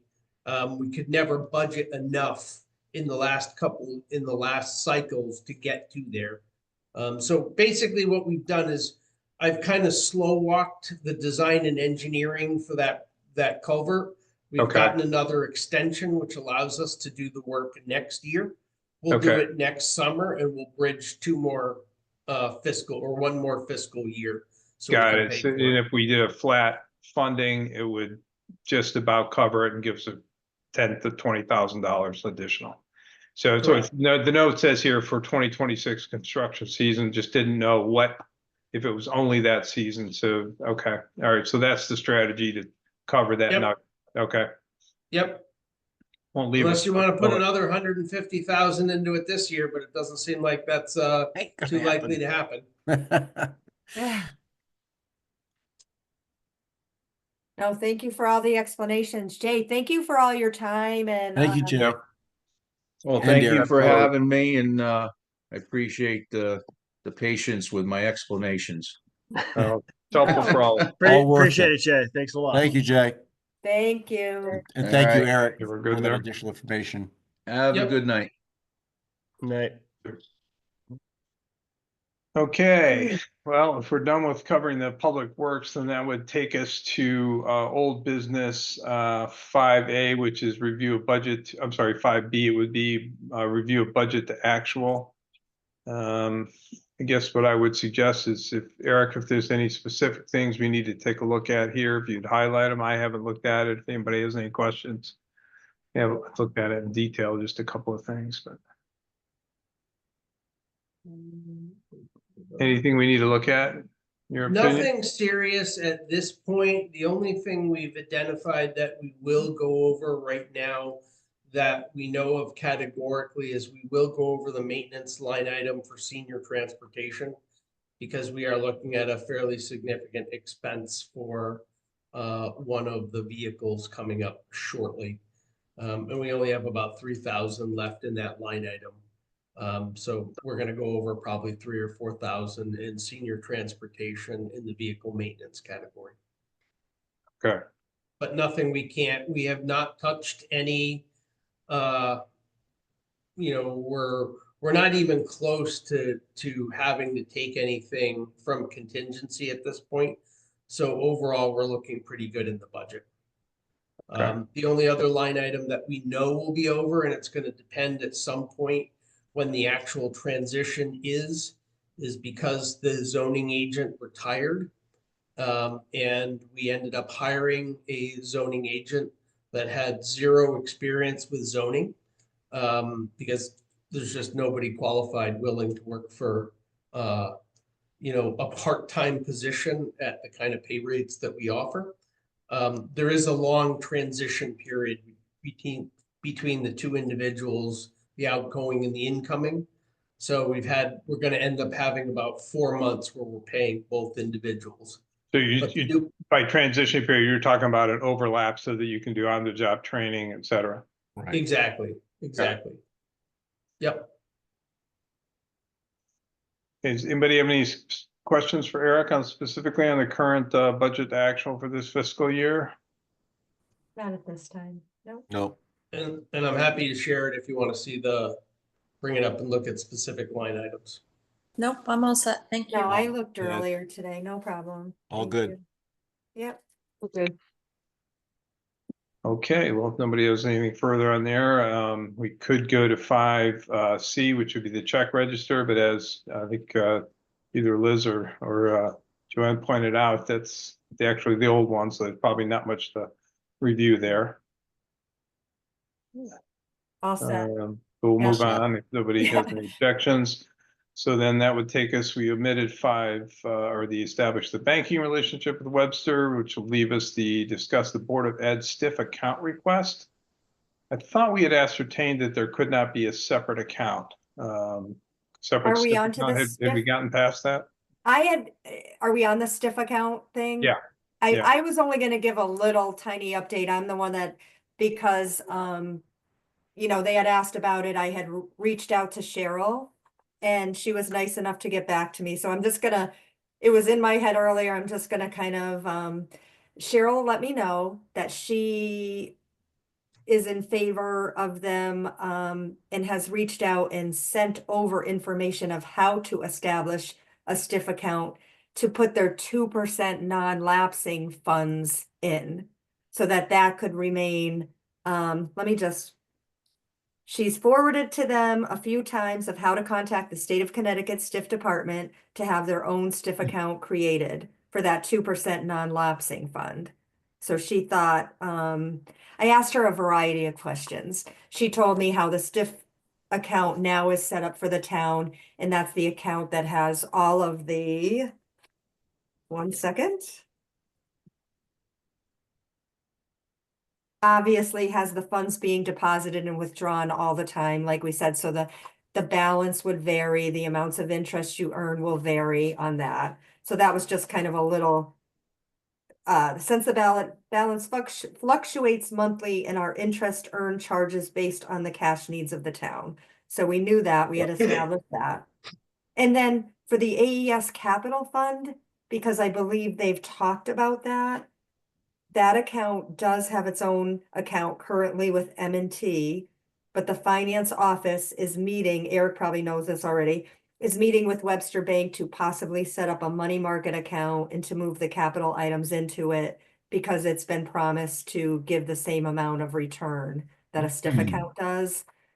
And then if the finance office decides to move forward with the new money market account, Eric, is this okay for me to be saying this? It's just, Yep. do you have a problem with it? I mean, I don't want to, it's just Nope, not at all. financial. Yeah, so I might as well read it because Yeah, my just go brain's ahead a and little give us a tired. summary. It's just kind of good to get. the Yeah, update, I so think. she just, right, so she said if the finance office decides to move forward with the new money market account, each capital fund that is maintained there will have the interest earned monthly allocated to that fund based on the relative balance. So kind of what AES was asking us earlier, if they did deposit their fund in a stiff account, where would all the interest go? So we're kind of back to that thing. So it sounds like the finance office is exploring a couple different things that will earn the town the same kind of interest that the stiff account already receives. Again, I don't want to speak to that more, especially tonight. My brain's a little tired. But yeah, Cheryl's been in touch with AES as far as if they want to create a stiff account for their 2% non-lapsing. So we'll see where that goes. That's Okay. specifically just for that account. She's not making any That's- changes to Right, other. I mean, Right. I think we decided we don't want to create additional accounts, special accounts for this and for that. Right? right. And I wasn't per se necessarily thinking that all the interest had to get divided either, because we said we're rolling it back. It overall helps the town. So I think Yeah. we're at square one. I think Cheryl was educating me because I asked some specific questions. So I just wanted to update you all since I had reached out about that. Definitely the 2% non-lapsing, they're gonna look for their own stiff account, and that's what they wanted. So, okay, Thanks, Joanne. Okay, good. Yeah, welcome. thanks. Thank you. Yep. Okay, if we can move on, then I guess that takes us to new business, which we added the item for the AHM contribution from Andover. So Louise had put out a recording of the meeting. I haven't had a chance to watch it, so I haven't seen it. Do you have the number or the amount, Louise, Andy? No, I don't. I'm sorry. All I want to say is basically, I went through it and it's a very favorable organization and they're doing excellent with it. They have a lot of referrals, from 23 to 24. They have 2,000 mental health appointments. And so far this year, they've had 1,400. So it's growing and it's very beneficial. And we are actually, based on the granting and the funds that we're getting on it, and also the sharing of the space, we're actually getting something at 60% discount. Because it actually it would cost us 60% of what we're actually getting for that money. So I kind of vote yes. And they basically said no one has ever voted no Yeah, we've always approved it. on the municipal, and the other towns have already voted. And I just wanted to give let everyone else know about it and see what they feel about it. If they feel the same as I do. Louise, I feel like the budget was something like a little bit over 100,000 for this year for the Andover portion. It's $106,953, Yeah, which is a 4.3% increase Right. over last year. I mean, it just goes up a little bit each year. I have to Yeah. agree with Louise. My little 2 cents is working in a school system. The amount of mental health appointments or visits to the social workers or psychologists or testing skyrocketed. It's keeps going and going. So if we're able to, get the services through AHM, with what they provide, if that's a big part, I'd be in favor of it too. It's actually a good deal. What was the number you had, Eric? 106,953. Yeah, okay, well, I got it, okay, I can, yeah. This, just for reference, there was an email that came out from Kate on January 28th that had the reference materials. I knew we had it, had to go back and look at it. So yeah, Andover's portion last year was 102,528. This year is 106,953 is our levy. So I guess I would say, Louise, you want to make a motion to approve the levy of, Andover's levy. yeah, 106,953. Yes, I want to make a motion for Andover to accept the municipal amount of 100 and what? What was that? 106,953. 106,953. 106,953. I'll second that. Okay, we have further discussion? All those in favor say aye. Aye. I, Any opposed? Any abstentions?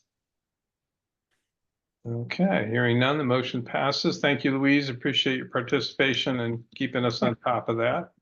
Thank you all. Oh, Eric, will you be supplying your vote from the BOS? I will not. I think the BOS is going to That would be Ann, authorize right? They do. Ann Cremay to vote Okay. for the Board of Selectmen, but Okay, that's up to them. all right, thanks. But it also doesn't matter because with you, they have five affirmative votes, so their budget's passed and it's established anyway. Okay. Okay, then that would take us to item 7 on our agenda, which is board open discussion. I have. one What thing. else we got? Joanne? Yeah, I just wanted to mention in case, I know I sent an email around that the superintendent has accepted our request to speak at an earlier budget meeting, so she'll, and I can send something to Eric and Kate to have it put on the agenda if you want me to, Mark. Yeah, that'd be good. I saw yeah. your thing. I just hadn't done it yet. So Yeah, yeah, I think that's the only, if you want to, as you suggested, if you think we ought to have it, it would, and that's next week. It's next week, so they're Next gonna come speak to us on March 5th. It was originally gonna be the 19th, which is later in our cycle, and last week we decided in our open discussions that if we could push that. Eric, I forget if the RAM superintendent, we haven't given him a date yet. We can. I was just No, we hoping- gave him a date. I just don't know off the top of my Okay. head what that date Yeah. was. I thought that was the 19th, no? Yeah, I Yeah. sort of feel like that was, The he was 19th plugged was in on the 19th. AES. Well, good. I was just hoping we didn't have the RAM superintendent for the 5th, but we might have to send him an email. I thought it was the Asking. 19th, but Okay. I would have to, I can tell you that in a few seconds. If you give me a few seconds. Yeah, of course. And that's my only open discussion because I know the meeting's gone long. I just wanted to point that out and we'll be ready for that next week. Yeah, I think I'd given Valerie the 5th or the 12th. She said the 12th is Board of Ed. She wanted to do the 19th. So we said, okay. Mhm. And I And don't last think week, anything specifically on the RAM. I'm not sure. I think we might have said the 12th for RAM. Correct. oh, yeah. good, that works. Yeah. Yep. So back to back, we'll have the two school budgets. Mhm. Right. And so you know, RAM released a new budget. Mhm. They approved a budget that was somewhat lower, which was awfully nice. And then they also agreed to return the unexpended fund balance back to the town. Good. Yeah. So that Yeah, is a which I pretty think they large did last year, at least part of on it. our Okay. overall budget. Is our, can people remind me, is our levy leveled off? Are we going down again? down. It's going down a little bit. Yeah. The levy went down a little bit. 12.99 or something, Eric? Go. So the total RAM budget now is a decrease year over year of about $16,000. For our So- contribution, yeah, okay. That's a So nice chunk. roughly flat, but yeah, okay. And they're going up a little bit, but we're, again, the ratio. Our Right. ratio. Yep. They actually, when I read it real quick, that letter that Eric had included in his budget things, sounds like their audit came back that they had in surplus something like $1.3 million, I want to say. They're keeping 2% in their non-lapsing, which was like, one of the amounts was 573, another was 872. So I think they're splitting the 872 among the towns, something like that. It's not exact, but so they had that, plus they decreased their capital. So they did make a couple cuts along the way. But they Yeah. were $1.3 million over. I've been pretty pleased with how their Board of Ed has gotten their act together, over the last 5-10 years. So that's good. That's a help. So this is where we are currently with the 3 changes that the Board of Selectmen initiated at their meeting yesterday. So the town budget is currently an increase of about 84,000, which is 2%. The RAM budget overall is down about 0.4%.